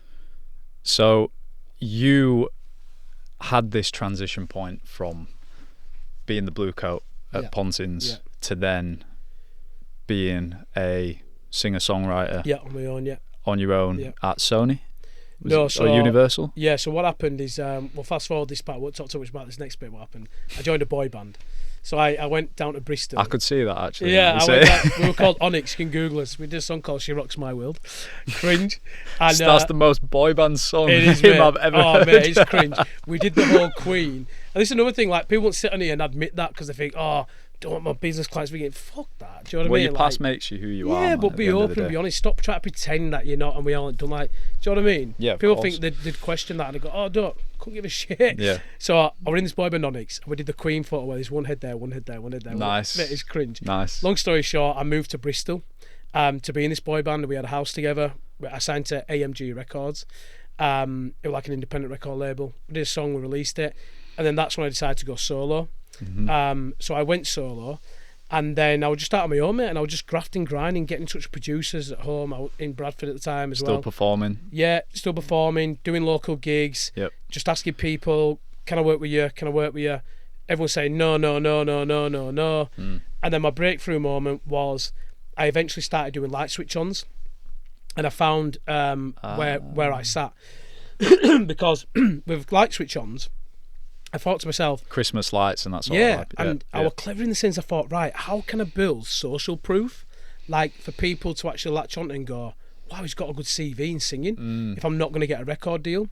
So I thought, right, if I get in the gigs and get on the lineups where all these big names are, even if I'm at the first lineup, I can... You're on that poster. Yeah, I'm thinking I can twist it and say, I supported X. Yeah, You've got to play the game, right? Yeah. So I was doing light switch-ons. The biggest one was Sheffield. The self-marketing coming in. Exactly. The biggest gig I did, my first big gig, was Sheffield light switch-on. It were in front of like 5,000 people. You've got to imagine, real radio back then in Yorkshire. Massive. That's a lot of people. Big screens, all in Sheffield, all around the staging. Headlining were Mel C from Spice Girls, right, and Joe McKelder, who just won the X Factor. Wow. So this was 2010. Yep. This was. So I did that gig, and I did only 2 songs, and it were 2 songs of my original songs that I did with a songwriter in America over Zoom, and it wasn't Zoom at the time, just email and stuff, and instrumentals, and I got in the studio in Bradford and recorded them. And recorded them, sang them, performed them, and before you know it, another gig came. Rail Radio said, do you want to do the one in Keighley? Do you want to do the one in Bradford, Halifax? And so like I put a post again and said, I want a UK tour, like switch on to all these things. And then I'm like supporting fucking, who else were doing the gigs? Like, Dancing in the Moonlight, those guys, and Scouting for Girls. And I'm on these lineups. They were my number one band when I was growing up. And Scouting for Girls. And I'm on these lineups, I'm thinking, fucking hell, this is like mad. Yeah, these are real like top of the charts kind of artists. And even though I'm like the second on the bill or third, I'm taking footage and I'm using that for next year after Christmas, thinking I could use it and get something. 100%. So it allowed me to get a management deal. And I say I started managing myself in the end. Won't go into that. But then I got in the studio with some great guys called Rude Dog. Now, Rude Dog is Steve Cocky and Lee Butler. Shout out Lee Butler and Steve Cocky. They're 2 big people in Liverpool. They now own a radio station called In Demand Radio. It's a massive radio station in Liverpool. Now, they work with like Ultra Beat, Pretty Green Eyes, and that's my tune. Like, mate, That was my. When people say when I pass away, Pretty Green Eyes, the tune to play, right? I love those. Right. Love Yeah. that group. Yeah. And so I got in the studio and worked with them, and they were working with Talisa, N-Dubs at the time, Yep. and others. And I started doing stuff with them, and before I knew it, I was writing more songs. They were helping me out, producing, and then I was doing bigger gigs. Did Liverpool Pride in front of 65,000 people. It's on YouTube. And it just built and built and built and built. And my breakthrough moment was I wrote then a song called Dirty Bass. This is 20 now. We're talking from 2010. This is now 2013. I wrote a song called Dirty Bass. And I got in touch with a guy called Leonidas Chantzaris. He's based in Germany. He's now the head of A&R at Universal Records.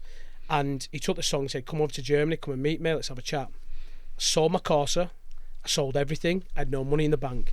Got a return ticket to Berlin just to get in the studio with him.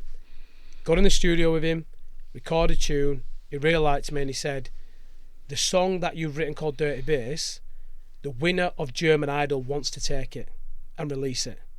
So I'm like, I didn't know how it worked. So I'm like, yeah, take it, release it. Because no. Are you published? Have you got a publishing deal? What the fuck's that? Do you know what I mean? I'm just grinding, grafting, just making no money as well. Like I'm even at the time, just making money on gigs, little bits. Would you say that was like the biggest risk you'd taken up to that day? Big time. Sold my Corsa, sold everything, mate. I sold my Corsa, I sold my PC, I sold everything, yeah. And not the Corsa with the G, going everywhere. I sold everything, Tom. And I got to Berlin, and it was the moment where it will make or break. Because I told myself, if that don't work out, where do I go next? Do you know what I mean? Yeah, what do I do for money? Bradford Park Avenue, yeah, release exactly. type feeling. So I did it, and it paid off. And I got in the room with him, and I say this even now, I always think, if I just get in the room with him, they understand who I am, my passion, my drive, what I'm about. People buy more into that.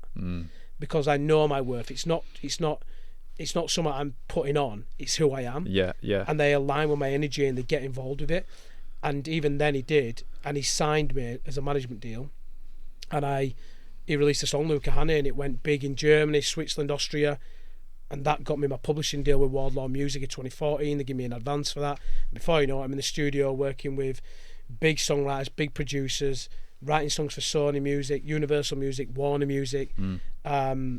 In the studio with the same group as Duran Duran were there, Nile Rodgers.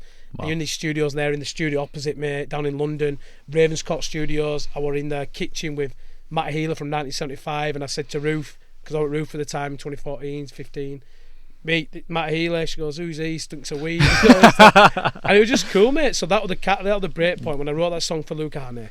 I got my publishing deal, and then that broke through to where record labels were saying, who's singing on the demos? They found out of me, and that's when I went back to being an artist again.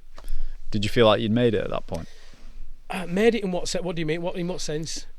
Did you feel like that was everything you've been working towards with the whole, do you know what? breaking through with? Mate, it sounds crazy. I've always thought at that time, this is nothing. It's always bigger and better. It's crazy that is. Even today, like when people say, oh my God, you smashed it, you're doing well. I ain't even scratched the surface, mate. Trust me, where I'm going in the next 10 years, this is fucking no. I know that for a fact. And I looked at it even in that moment, I thought, this is nothing. Like, I know where I'm going, I know where I'm heading, but I'm enjoying that moment. And I used to get the pound coached out of London. So I had no money this time. I spent like in money in advance. I had £10 in my bank at one time. I had to make a decision. Do I use that £10 to top up my mobile, my old iPhone at the time, or buy an iPhone charger because mine were broken? And it's like the fucking film Will Smith with his son, Pursuit of Happiness. Yeah. He stays up at night and he sticks in that little thing. That was me. I stayed up at night, got the wire, twisted it round, trying to make it work, and it won't work. I'm staying up for hours. I eventually got it where it worked when I plugged it in. Wow. So I kept the tenner. And I got a coach down to have a meeting in London. And when I had the meeting in London, that were another catalyst point, sent me where I were heading. I got a £5 coach down there, and I slept under the streets of Clapham Common because I had no hotel, waiting for my coach the next day and going in the studio the next day as well. I had nothing. And I turned up to the studio at like 7 a.m, don't open till 10, knocking on the door. A producer let me in. And I'm like, my eyes are red raw and stuff. And I'm just like, what's all this for? This is just insane. But what kept you going? I guess when you're on the streets and you're like, because like all those besides the reality that you live in, like you say, being in these studios with all these big names and everything, the reality was you were on your ass. Yeah, with no money. Yeah, people look at that and they think, oh, he's balling him, oh, he's coming out. Yeah. Mate, I was doing gigs just for expenses. So people looking at my mates thinking, oh, I bet he's flying. He's not. I was making nothing. When I were in London, I couldn't even afford to stay in hotels in London. My cousin Chris put me on his settee. He's actually said to me, do you want to keep the sofa? I'm keeping the sofa. If he was sat here now, and you might have met me at the event before, he'd tell you that story.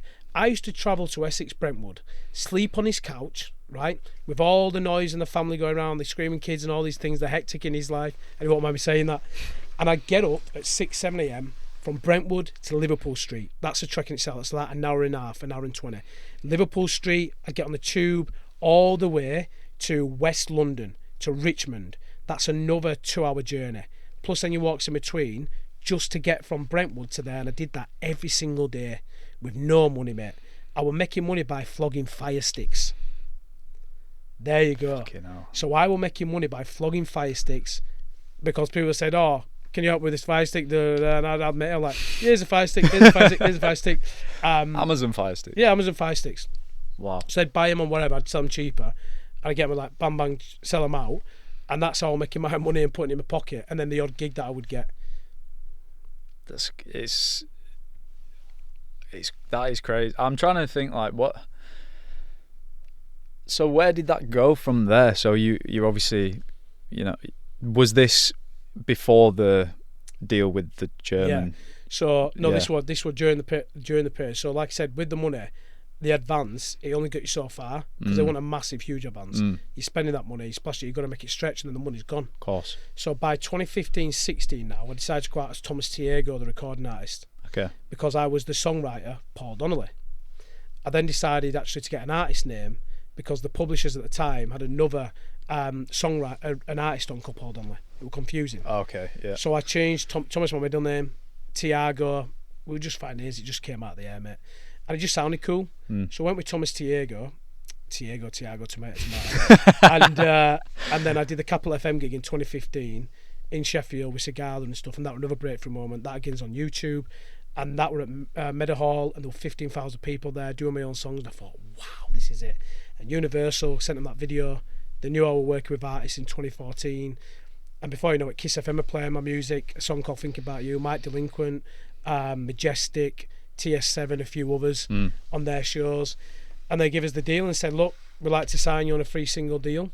And this is the thing with music industry, it wasn't one of those like Ed Sheeran walks in, he's got a big buzz and give you a multi-pound million deal. They've got money at the end where they take a punt on some artists, and that could only be 30 grand, so they go, there you go. But that 30 grand in my pocket, it's for the free singles, pay music videos, all these other adds up, and you've got nothing really. And so I took the free single deal, but I was clever to know the business that I took it as a distribution deal and started my own record label with a guy called Marvy. Shout out Marvy, and we created South Shore Records. Okay. And so we released the music with Universal under South Shore Records, which allowed us to retain our masters. So I was clever enough then to get on the phone. And you sort of learnt this through the experience of speaking to working agencies. in the studios. They played my and stuff songs in McDonald's, Top Man, all the shops, and I recouped a lot of money for PRS on that rather than them owning it and them making the money. So people might be listening to this and thinking, well, how the hell does that transition into what you're doing today with the physio stuff? When did the music career come to a stop, and why? So now I want to talk about this. So my dad had a brain infection and nearly passed away. So it was in 2016, 2017. I just had the song with Phaser from N-Dubs. We released that song, and that did really well. Like, again, it's on YouTube, people can see this, and we toured it, me and Phaser from N-Dubs, and we did great things. And 2017 and 2017, my dad, who's obviously my best mate, out of nowhere got a brain infection and basically was on his deathbed. Right. And so you can pay me any fucking money in the world, mate. Family to me is everything. I told you at the start of this, like, absolutely, yeah.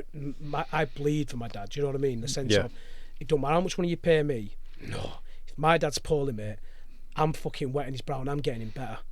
And so what happened is I made this decision. I said to Ruth, we were going to move down to Brentwood. We were looking at apartments and flats down there at that time. See if we can get jobs down there and just, because I was down there a lot. And my dad got ill and I said, right, packed everything up, came back up north, didn't earn any money and looked after my dad. He got took into Pinderfields. He was there for 6 or 7 months. They took us into a critical ward unit. He had 8 or 9 fits in the space of 30 to 45 minutes, enough to kill a man. Put him in the critical ward unit. My mum was crying, my sister was crying in that unit. I kept everything together. I thought, don't cry, I've got to be strong for my sister and for my mum. And they had tubes all down his throat. They pushed me to get out, and I said, not a chance. I'm fighting him off at Pinderfields, and I eventually just walked out. And touch wood, he came through that stage when they said he was going to die and put us in the room. This is the room you go in when there's bad news. And he came through it. I ensured I were at Pinderfields from that day, when it opened visiting time from 7 a.m. to when it closed at 8 p.m. every fucking day, mate. I would drive all the way from the house to there and back. I used to wash him, clean him, couldn't even lift his arms. I had to shower him, fucking wipe his backside, feed him, everything, mate. To get him back to a stage of where dad's fit and healthy again. The king can't die me like this. Not a fucking chance. And so, while that's going on, I'm pretending to my mum, because my mum wouldn't go all the time because she couldn't cope with it. My sisters were going every now and then and seeing him a lot, but they couldn't cope with it. So I put on the brave face and you had to be the rock. Yeah, pretended to cope with it. So I'm in bits at this stage. And I'm also confused because I'm making no money now. I'm back home living with my mum. The only money I've got is to a stretch. I'm trying to find money. And all the money's being spent on car parking at fucking Pinderfields that charge you, God knows, petrol and all these things. And while I'm closing the door in the bedroom, I'm on the whiskey. So my head went. So I'm drinking a lot. How much were we talking? I'm talking what? So I used to go to the Tesco and buy the Tesco brand.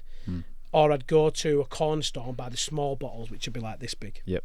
I would go through, no word of a lie, in a week, probably about at least 5 bottles a week, easy. So nearly a bottle a night. I would literally drain that.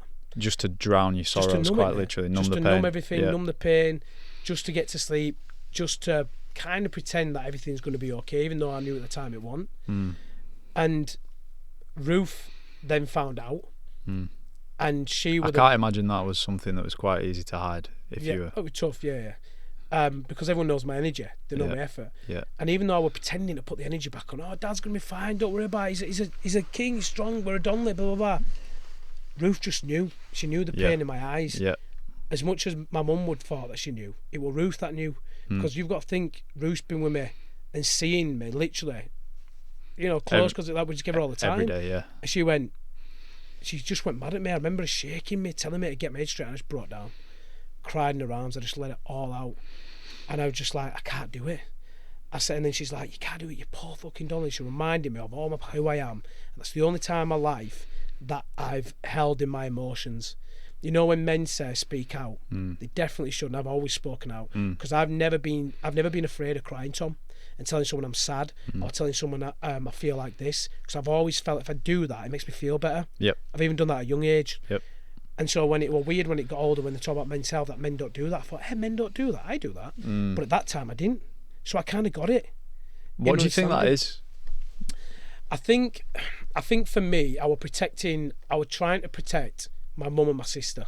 Yeah. I didn't want them seeing that the king, i.e. my dad, is in hospital on his deathbed, and also the new king to the throne as such is falling too. Do you know what I mean? Yeah. I'm breaking apart. Yeah. I'm not letting that happen. Not on my watch. No. I want my sisters and I want my mum to understand that there's still some support there and everything's okay. Do you think that was the right thing to do?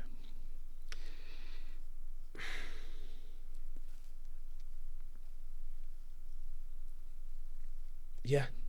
Yeah, I do. And I'll tell you why. I feel like it was the right thing to do because I still, in those moments of me drinking, believed that wasn't the outcome. I just knew that this is just a stage I'm going through. I still believed that.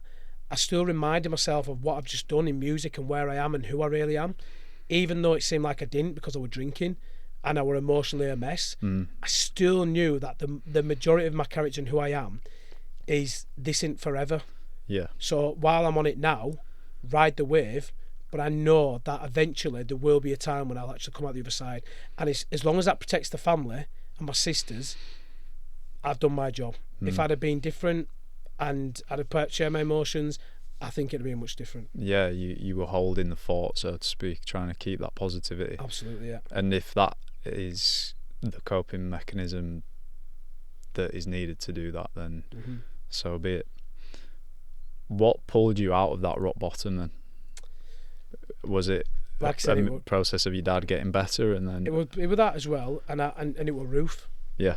And people always say, behind every successful man there's a, strong woman. Yeah.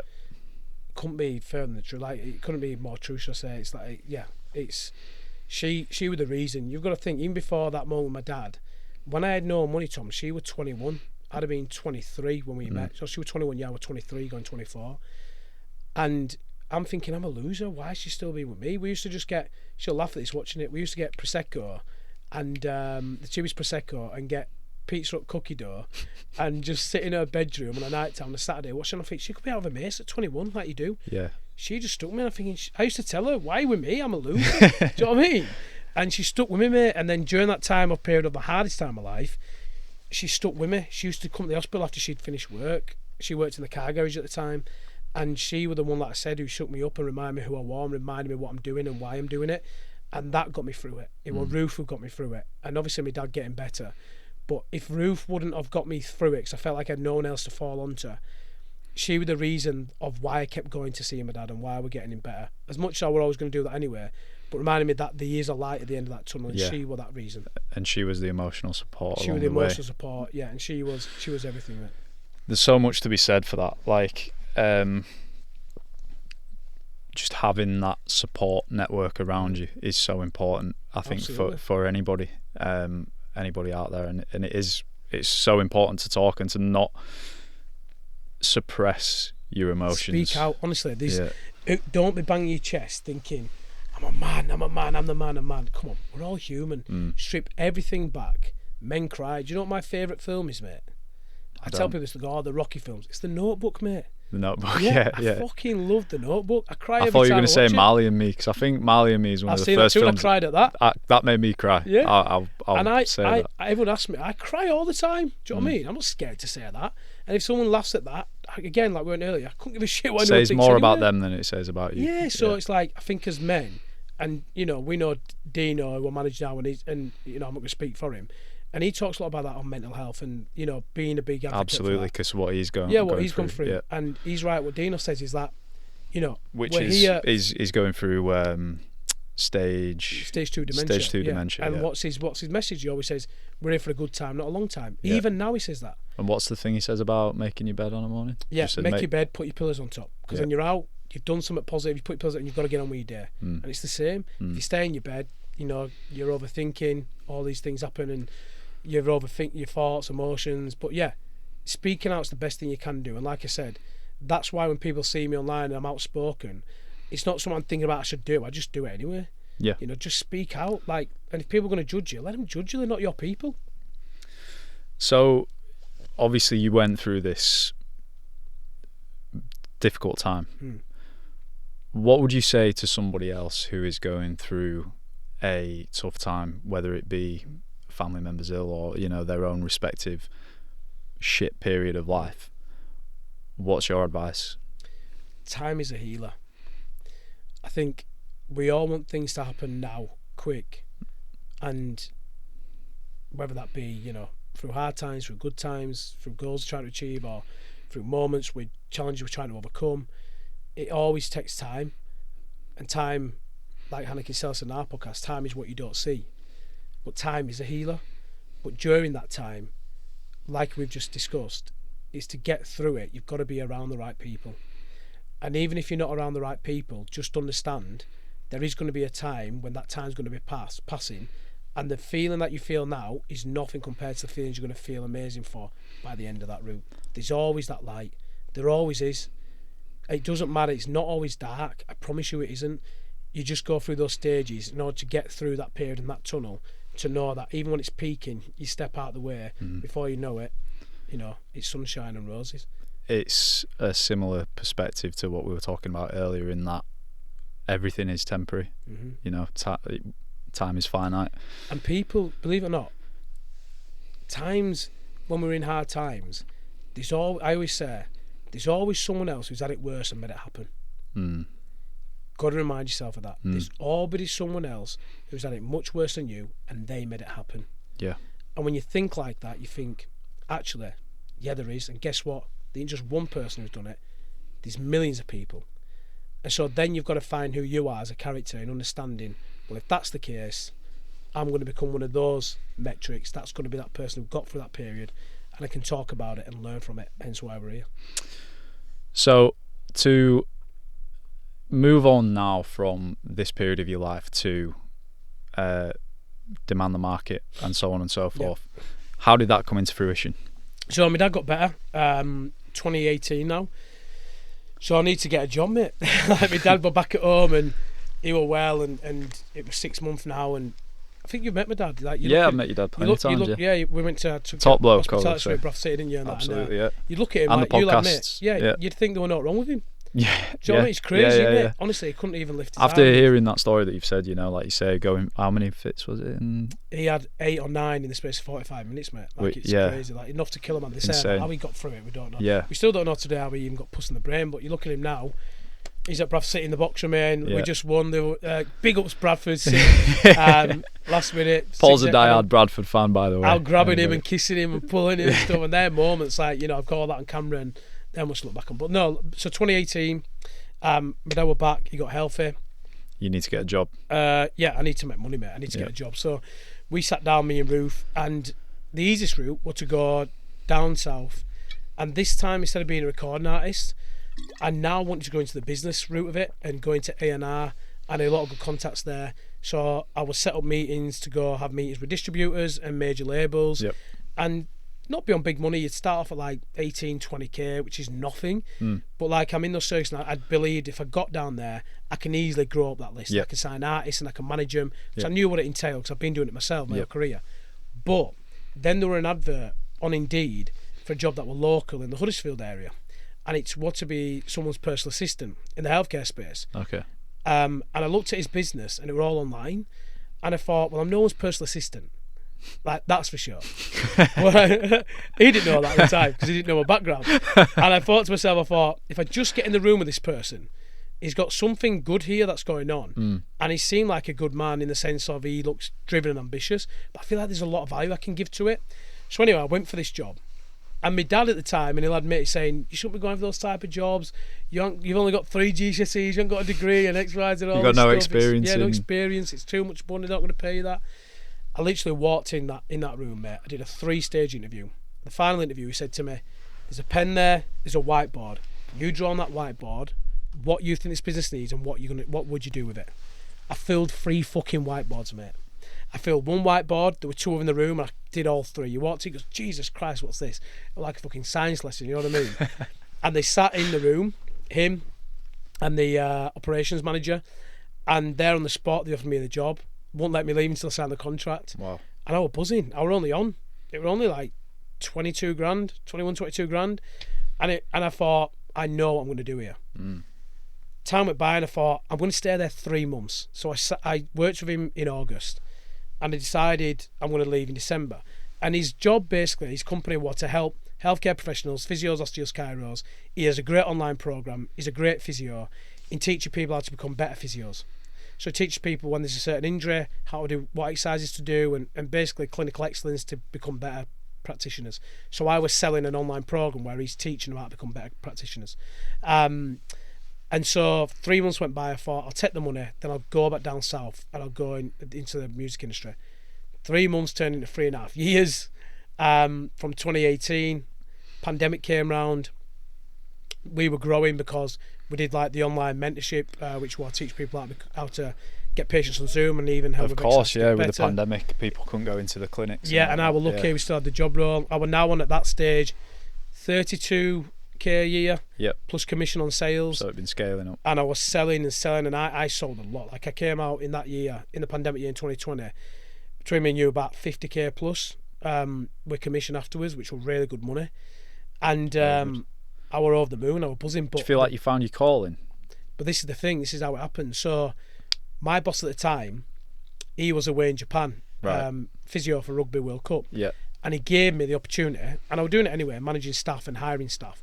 Because I moved, from this, I forgot to tell you, I moved from being his PA now to being the head of operations. Okay. So I ran that whole show. He just let me loose. So then I was learning marketing. I knew marketing anyway, but I was learning the new online digital marketing world. And he had a mentor, Sabri Sube. If anyone doesn't know Sabri Sube, check his book out. You might have seen it. He's now a shark on Shark Tank in Australia. Right. Big guy. Sell Like Crazy, his book's called. And he had him as a mentor, and he was teaching me this stuff. He said, "Do you want to learn from this guy?" I was just a sponge to him. I'm like, "Yeah, like this guy's a multi-millionaire. I want to learn. You know what I mean? I want to learn more what I don't know." Yep. And it clicked, and I looked and I thought, "Is this all they're fucking doing? This is easy." I liked in Canyon for Baby. I thought, I can do this. You know, I know exactly what needs to be done, but I never allowed them to know that. Because I didn't want to step away from the job role they've given me, and I wanted to still help him grow his business. I didn't want to step on over people's toes. There was already someone there in marketing and all these things. So I didn't want to, but when I was going home... You're just soaking it in. Yeah, and I was doing these things, right? Yep. Away from, doing other businesses. Yeah. And then it was 2021, at the moment it clicked. I looked at all these physios, chiros, all the people in the healthcare space. They had certificates on the wall, they were great practitioners, but they struggled with business. Couldn't get people in the door, or at least keep them in the door, drive revenue, grow the business, scale, and also get back more time with systems and processes. I could. I knew exactly what they needed and what they needed to do. 2021, we couldn't go fly, it was still a pandemic. We went to Blackpool, and my little boy ran out in front of me on the beach. And I saw him, and I turned to Ruth and I went, "I'm leaving." And she's like, "Leaving me? Like, leaving what? I went, "I'm leaving the job." That's a statement that requires context, isn't it? That one. It does. But you know me, I'm a wind-up. At first I say on purpose, I wind up. She's like, "What, leaving me?" Nah, I went, "I'm leaving the job." And she's like, "It's good money. You're growing in the company, all these other things." I said, "I'm gone." And I left everything behind to start Demand the Market, step out the comfort zone, hand in my notice, and it's still uncertain times, pandemic, like it was still in between 2021. We didn't really know what was going to happen. And I grabbed my little boy, and I remember looking at him on Blackpool Beach and went, "Daddy's going to be a boss." And he goes, "What do you mean?" I said, "Daddy's going to change. I'm going to take you on more holidays and all this stuff, and I'm going to spend more time with you." And like, yay. And so I left, and in October, I launched him on the market. Had you been built, like you say, you've been sort of building the whole back end of it? Yeah. During the, yeah, believe it or not, I was, because he wanted me to start doing it for his company, and we were getting involved in it. But I was like, I'm building someone else's dream. Yeah, like you were talking about. Yeah, and I have no issue with him having his dreams and ambitions, and I'm here to serve a purpose for the job role that I'm here for, so I'll do that. But for other additional things, I'm like, no, you're going to have to pay me much more than that. Freedom, you can't even afford me, and that's what we're looking for. So, again, in 2021, that's when I decided to step out, hand in my notice, and I only had, in my bank at that time, because we had good holidays and whatnot, I only had $2,000, and that's to last me. The mortgage, gas, electric, and I've put the money into the business to think that it'd happen quick and fast, and took the risk on it. And even today now, with the big turnover we've done, and people can sit in company's house, the turnover that we've done, I've done all that off $2,000. I haven't took any loans out, took nothing, all by myself. It's insane when we look back. Even now talking about it, and I think back, I think this is just, it's just mad talking about it. Like, I'd have never imagined when you talk about that journey back then. £10 in the bank in London now. Sure, we're getting to it now with the band stuff, but like, it's just, it's good, Tom, innit? Do you know what I mean? It's that snowball effect, that butterfly it's effect. good, and this is why I say to people, had your dad not maybe been in the situation I'd that have he was been in London, maybe with Warner, Universal, anything could have happened. Probably in that, which is a toxic environment. It's not the best environment, and all could have happened. But I went out and started Demand the Market. And Demand the Market now has how many clients? We cap it at 50. 50, yeah. So I didn't want to be that one where there's people in this space who take on hundreds and thousands, but they're filling the fucking pockets, mate. I've had people in their programs who have now joined me. Yeah. Now, I'm not one of those who are going to say, don't do their program, don't do their program. That ain't me. I'm not going to say names, but they're telling them not to do ours because they're jealous and bitter, right? Because they knew I was working with this guy previously, who were a big name in the space, and they thought, oh, he's a dog with no bark, first year. Now, all of a sudden, oh, he's learned to now bite. Oh, shit, now he's the fucking real big dog. So now they all wanted to collaborate, and I've had people reach out from their teams who want to collaborate and that, and I'm like, you just get hundreds of clients on board to fill your own pockets, and that's fair enough. I want to do mine ethical. I wanted a small community with coaches. We've now got Demand the Market coaches on board, which now take my time away. Yeah. But we cap it at 50. And basically, we are the fucking dog's bollocks, and everyone knows that you've been at my events. The case studies are online and show and testimonials. We've taken people from literally earning £300 a week to now earning 60k months with additional clinics and staff members in only 2 years. Changing their lives, mate. by giving them the simple basics to do it, from marketing, sales, operations. And you had no qualifications to do this, essentially. Nothing. I had You nothing. just learn on the I had job. 3 GCSEs, mate, remember? Exactly. I learned from the music industry and all these other things in how to build brands and how to position yourself. So what I want to know from that is, how did you build that confidence to take on that, right? To have the balls to go and do it by yourself when, you know, clearly in that build up to that, like, things didn't really work out. Obviously they worked out for a little while, let's say in the music industry, Pontins, whatever, but you'd had all these pushbacks, these setbacks knocking you off course, but then you still had this belief that you could go and set up this business, still again taking a massive risk when you had not much money in the bank, going on your own back and no qualifications to do the coaching. What gave you the confidence to do that? Because I always believed in my skills and my values, that even if it was not to be in what I believe is going to happen, because I'll make it happen, I'll always fall back into something and serve someone that will allow me to get to the next level where I need to be, and just, like I said, play the game in what needs to happen. Worst case scenario, Paul, you've got skills that nobody can put a price on, and there'll be someone else out there that wants your skills. So if this don't work, which it will do, guess what? You can go knock on that door and tell these people. And so I had no fear on that, because there's always a fallback. But you know what it is? It was the stepping out in the unknown that scared me, is why I did it. Pushing I say this yourself to out people, of that comfort zone. When people get on calls with me, Tom, this is important. When people see our Facebook ads and they get on calls with me, I purposely don't have a sales team. I want to take all the calls. So I want to pick and choose who's in our community. You've seen it at our events. Yep. It's a family. Yep.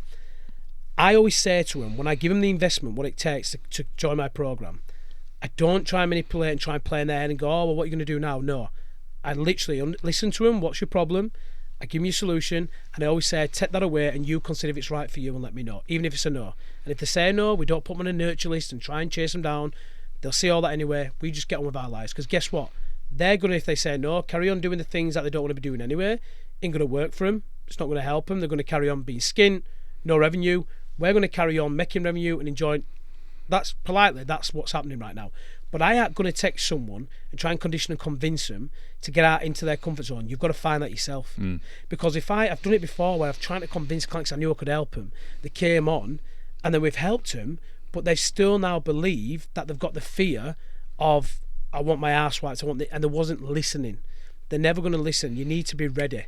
And I was ready at that point, because the fear inside me were crippling. The butterflies, the anxiety. I've got a little boy. We're wanting to have a little girl. We now have Maya. We had our first house in West Street at this time. We're looking to sell that and then get a bigger house. I need a mortgage. And so the fear is what drove me to be able to actually step out and say, fuck it, I'm doing it. It's interesting you say that, because Sluggy said something sort of similar with regards to the music. He was saying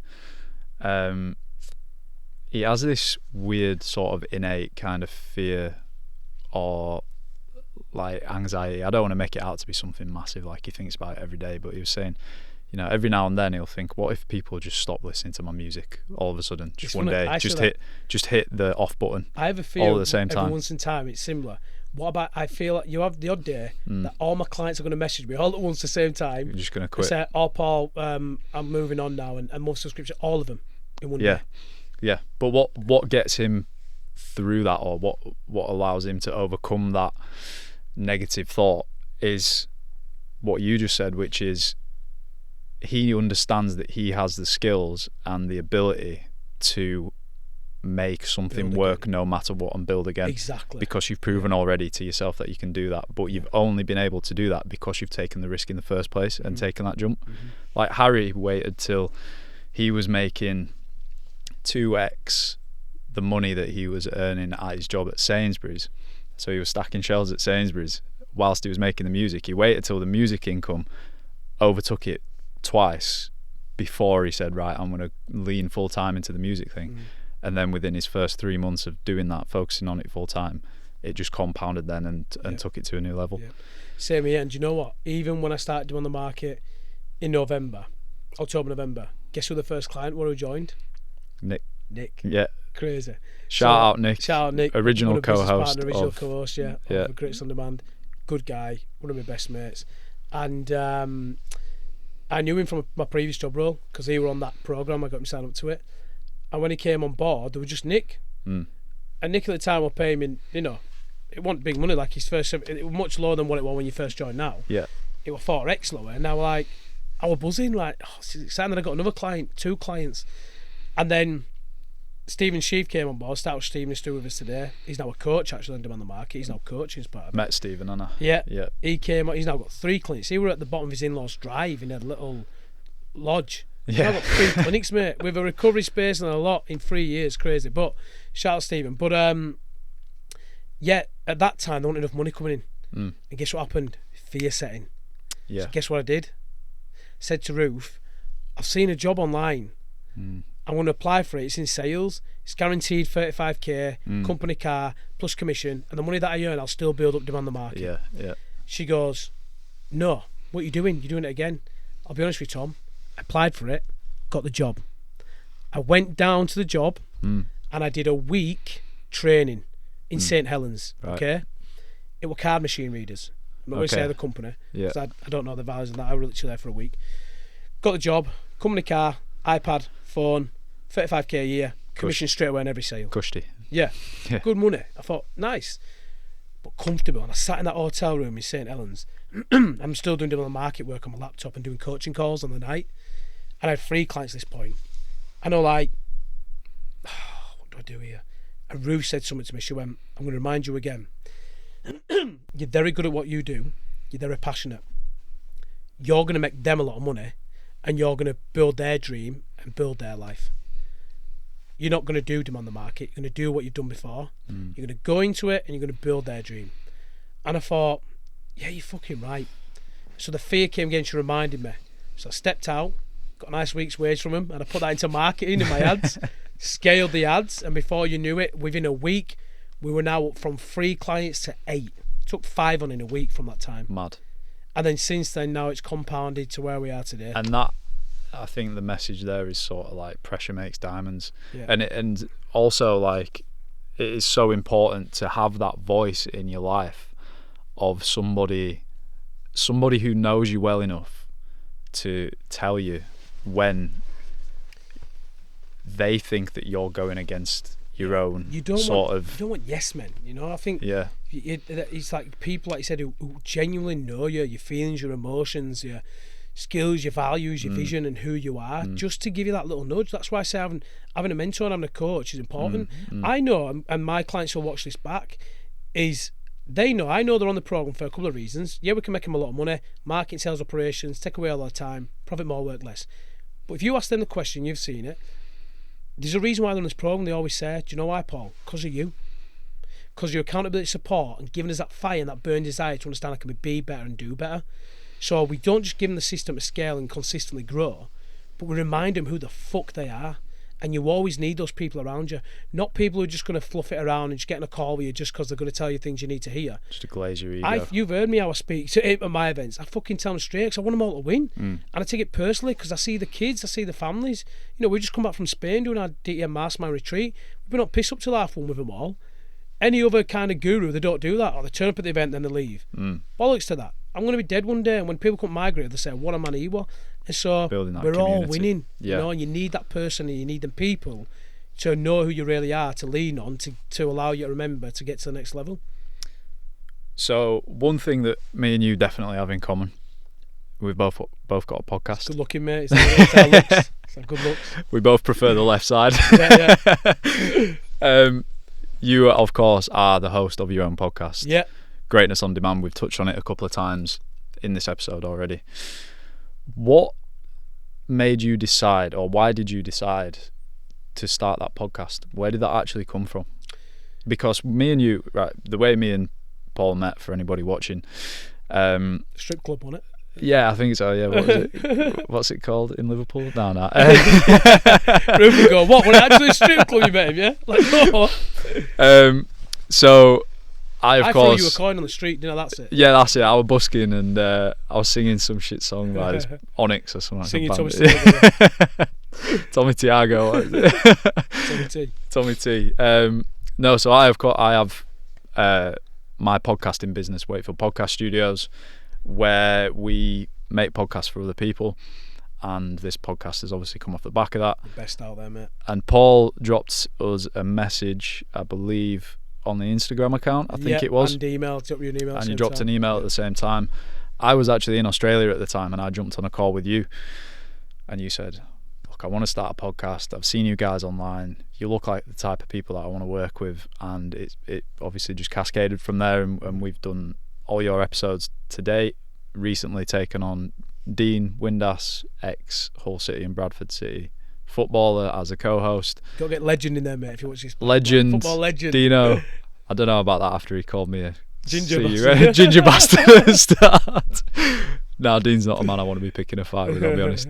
But obviously, like, working with you, I've had personally some of like the best experiences to date, I would say, like in my professional career as like I don't know what I'd call myself. You could call it an entrepreneur starting my own business and whatnot. But where, like I say, where did that come from? Because you'd obviously done your research on us a little bit, and then you took the plunge and you wanted to start the podcast. Was it something you'd always wanted to do? Was it part of a business strategy to build your own personal brand? Good question. Both, yeah. Yeah, both. Yeah. I think the driving factor was I wanted to learn more. Like, so for example, I felt like it was last year when it saw 2024 last year when we started the podcast. Yeah, early 2024. 2023, I had the idea of doing it, and I pitched it to Nick, and it was July 2023. I said to him, I'm getting an idea together. I want to start a podcast called Greatness on Demand. So if anyone knows, all my businesses have the word demand in it. I love the word demand, because demand your best. Demand the market, rehab on demand. Rehab demand, greatness on demand, management on demand. And then we just started Demand Getaways. And so with all of that, I wanted to start a podcast called Greatness on Demand to really look at other people who I'd like to learn more lessons from. Because if I look at my journey like we discussed earlier, and I said it earlier, nobody's self-made. Everything that I've got and where I've got to in my life is lessons I've learned from others. And again, this is why great podcast, the learning curve. And so I wanted my learning curves to put me in a situation where I can continue to learn from others who have been there and done it, and ultimately done things that you would see as great in whatever capacity. Like, for example, the first episode with, shout out, good friend of mine, Guy Phoenix, going to his wedding this year. Guy Phoenix, Super Homes. Yeah, Building British Super Homes and Channel 4. I'm sure many have seen it. And in Monaco, and we hit it off. That was the first podcast. I was nervous if you watch it. I will say I was seriously jealous of the boys who went down to film that. Obviously shout out Guy, he's the best. Like, everyone will know if you watch him. He builds the best. There's no one better. Like, just go search Guy Phoenix. One hell of a character. Great guy. But he's similar to me, isn't he? So me and him hit it off. Yeah. And you think we'd clash because he's out there spoken yeah.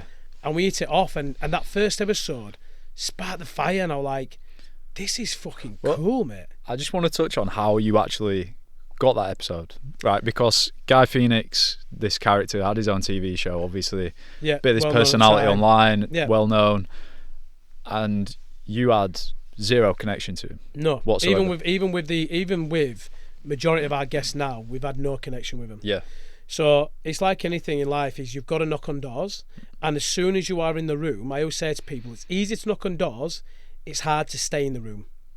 That's the most important part. Somebody's going to open a door for you in any walk of life and allow you to enter. Now, you can either enter for 5 minutes or you can enter for entirety, in the sense of, this is the room I want to be in. And you've got to make an impression immediately. And so what I was doing with Guy is my dad told me about him in Bradford City. Have you seen this guy on TV? He's got this show, and I watched it and I thought, he's brilliant, he'd be great on the pod. So I reached out to him on Instagram, got nothing back. He saw my message, seen, fucking reached out to him. I thought, cheeky bastard. And what am I saying this? I told him this, cheeky fucking bastard. How dare you ignore me? Right? So I messaged him again, fucking read it again, did Guy, and ignored it. He laughs at this story, right? I'll tell you about the story, I'll give him a Twix in a minute. That goes full circle. Anyway, I then fucking got his email, and I emailed him and said, I fucking emailed you. I've sent you on Instagram, I screenshotted everything. You've seen it, you've ignored me. I put him on the spot. Because in my head, I've met people and I thought, he won't like that in a way. And he went, oh, just, here's my number, fucking ring me when you do. So I rang him. Yeah, what the fuck do you want? First thing he said, right? And I went, Guy, I said, I've been in touch with you. It's Paul in my pocket. Oh, I'm on a building site at the minute. Ring me back in 10 minutes. I'll call you back in 10 minutes. Phone went down. He put the phone down on me. Said to our last one, he ain't going to fucking ring me back 10 minutes. That's the worst he could have done now. Because I'm going to pester the life out of that number until he answers. Yeah. Rang him again, didn't answer. Rang him again, didn't answer. I rang him again, he didn't answer. I rang him the 4th time. He answered the phone. Right, what the fuck do you want? Who the fuck are you? Right? And guess what my response was? Are you sitting comfortably? Because it's going to be the most important fucking discussion that you've had here today. And he goes, I'm listening. That were it. I were in. That's your So hook. I literally told him, this is what I'm doing. This is what I want from you. This is what I want to do. And before you know it, fucking invited us to his house. Yep. We tip up to his house. We're in his casino. And we eat it off, me and him. And since that time, I've been to his house, invited to his Halloween party. And I had a laugh with him because everyone were taking... To Guy, Phoenix, you'd take fucking big bottle of Moe, whatever. I took him a fucking Twix. Yeah. And I went, everyone's giving you this one. Here's the fucking Twix. I give him a Twix. And since that time, we've hit it off and he's invited me to his wedding. But it's those moments like, you know, I've got close with people like Guy now and even with Dean. Like how I met Dean Windass and Dino is I had my event in Spain last year, my last year event. And I wanted a special guest speaker. Dino is a great speaker, but when you're in Spain, you mixed it with golf and drink. Maybe you're going to have time to speak. And I'm a big Bradford City fan, and he's a legend of Bradford City. Like, I have a picture, and my sister's trying to find it. I've told Dino about this. Is where he's just got his tighty whities on. We're staying in Premier League, and he's hanging over at Barristan. He's got a picture of me in his arm around. He's looking at that camera, and I've got my City shirt on. Right. I'm 10. Nice. Need to find the picture. I tell my sisters, find that picture. Yeah. That would be golden, man. Oh, it's crazy. That is a golden picture. It's crazy, you need to innit? find it. And he was my favourite player at Bradford City. But how we hit it off is he came on the golf trip, and me and him, we had some deep conversation. We shared a room together for 3 days. He would golf with us, drinking, chatting with me, and we hit it off. And I knew I could help him. And it's that moment where you've got to think he's been speaking to people like me for years. So I asked him why me, and he just knew. He goes, "It's your energy infection," and we just got each other. Yeah. And he's like a brother. Me and Dean are like brothers. I mean, I'm staying in his fucking house on God help us on Sunday, Monday. How come? Because his book's coming out. Oh, and yeah. We've got BBC Breakfast, we've got ITV Sky, and a lot of media talking on. Cool. But Yeah. full circle now, back to what you were saying. The reason why I started the podcast is those characters in it. I feel like I could learn a lot from people who are in front of me, who have been successful or had some type of journey that I could probably learn from. And do you know what? It's therapy. I said it, me and Dean said this, it's therapy to mate, us. that is so true. I like sitting, and instead of me doing what I'm doing now with talking to you, and if you watch a podcast you'll see, and you learn as you do more podcasts, you do less talking, you want to listen, and when you listen it resonates, you think, you're not the only one. And do you know what the success has been? You've seen our pod, is everybody says the same. They all do the basics really well, in whatever capacity. That's George something Groves, you were pushing quite hard at the event now. do the Yeah. basics. Yeah. Nothing needs to change. No magic fucking unicorn's going to walk into your life and say, here it is and this what changes. Do the basics real well. Just show up, tick the boxes, do the basics, and before you know it, you get to exactly where you want to be.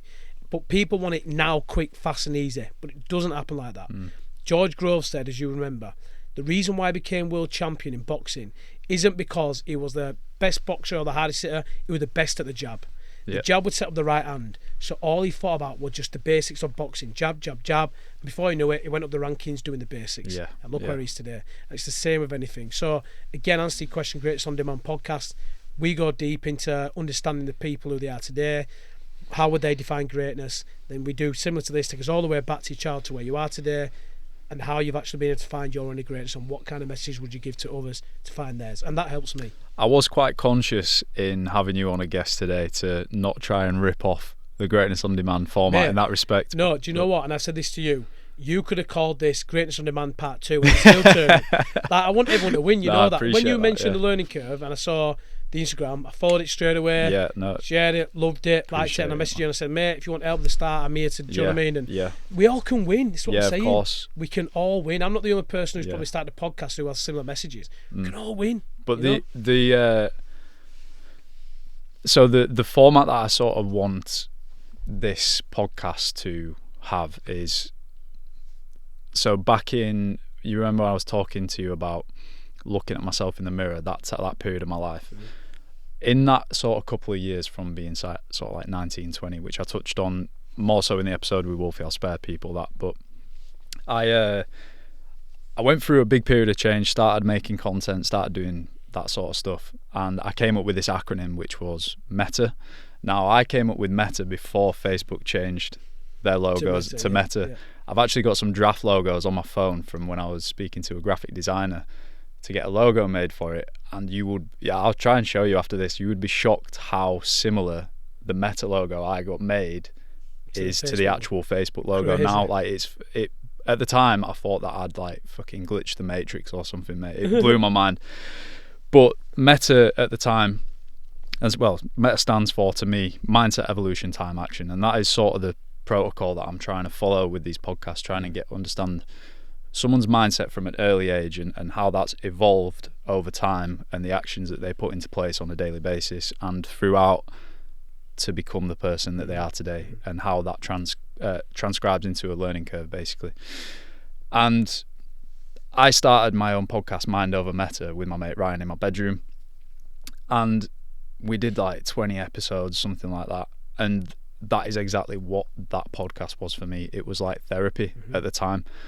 It is so different actually having to articulate your thoughts and your feelings out there than just having them spinning around in your head. Oh, yeah. And it is so helpful, and that is, again, one of the reasons, very similar to yourself, like why I wanted to do this podcast is to keep learning. And that's why I've called it the learning curve, because sitting down on a podcast and having that face-to-face conversation and interaction with somebody, you really do learn a fucking lot. Oh, absolutely, and you've obviously sat down with some really successful people in their own crafts, and you've had some deep conversations and explored their mindsets.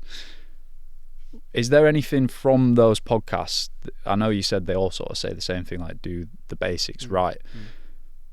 Is there any particular podcast that sticks out in your mind as one key gem of advice or mindset shift that you can you would say to put into action, or something that you've learned from those podcasts that you've then put into action in your own life? Yeah, there's a lot, mate, because you see how episode I've got. It's it's like 16 it is, episodes, 16, something like that. Maybe more, yeah. I mean, it could be a takeaway from a whole. Yeah, I liked what Paul Donnelly said at the end of his podcast. Right. Is when he said, remember, a bad day is only one day. And I really liked that, because it's like I say to others, is when you have a bad day, you can decide if that becomes 365 days thereafter, or you can actually accept that today is just a bad day. And every other day going forward is going to be a good day. And I liked that, because again, that's a mindset, isn't it? Absolutely, it's a mindset to be able to tell yourself that and get up and action the right things. That's one thing that sticks out. I think another thing that sticks out to me, and I'm not just saying this because I sponsored him in Monaco, I like Maxi's story. I like how he That's Tom's favourite podcast. Yeah, Maxi I love Hughes, Maxi's story. Yeah. I love how he went from the working men's club, like he says it, people smoking the working men's club, to being on the fucking bright lights of Las Vegas. If you look at Maxi's story, it's from getting up, grind, ambition, drive, and that's what goes on throughout in our podcast. When you look at Guy Phoenix, you look at Ricky Hatton we had on, you look at Maxi, you look at George Groves and Hannah Kinsella, and even Fraser T. Smith, who wrote Adele's Set Fire to the Rain, and all these big guests. There's one thing that runs on throughout with all of them, is they've all had challenges, but guess what they've all done? Got up and just carried on going again. They've all had a bigger picture plan in their head of where they want to be, and they've not allowed any distractions to get in the way from that. Alright, the route might have navigated slightly by doing something different, but they've all had a belief that something good's coming and something good's going to happen. And that is the message I think people need to find in our podcast, is all these people, there's no such thing as celebrities, Tom. There isn't. It's bullshit. It's tags. So when you see them on my podcast, as you know how I speak to them, is I strip all that back. It's bullshit. They're human. Well, like I bet these people as well, they're just normal people. I went on with Dean, and Ricky Hatton said to us all, he goes, Ricky Hatton has people coming up to him going, hey, what are you doing drinking here? He's like, well, where the fuck do you want me to drink? Like, we've got some celebrities got some special like underground basement that they all go drink. We're all fucking human. The media's conditioned us. The social media's good for certain things, but it's bad for others. Is it conditions you to think a certain way? Put these people on a pedestal. Yeah, put people on a pedestal and compare yourself to others and give yourself tags. And the story that goes on throughout in ours is every single person, whether you're a celebrity, whether you're in sport, whether you're in business, whatever, Everyone's got a big picture plan they want to achieve, and we're all human and enabled enough to get up, go for it, and keep actioning it. And that's the most important thing, is finding your inner why. If you have a real purpose and a why behind what you're doing, that's enough. I've learned a lot from not just this conversation today, but just knowing you in general. I think we've had some really important chats, and obviously you have played a part in me starting this podcast and sitting in on the podcast that you've done, that I've recorded with you. I've learned, I've taken away so much from all those experiences, and like I say, you know, I'm always grateful for those experiences that I've had with you, taking me along with you to these recordings and whatnot. And hopefully a lot of people who've listened to this podcast today have learnt something as well. What would you say has been your biggest learning curve?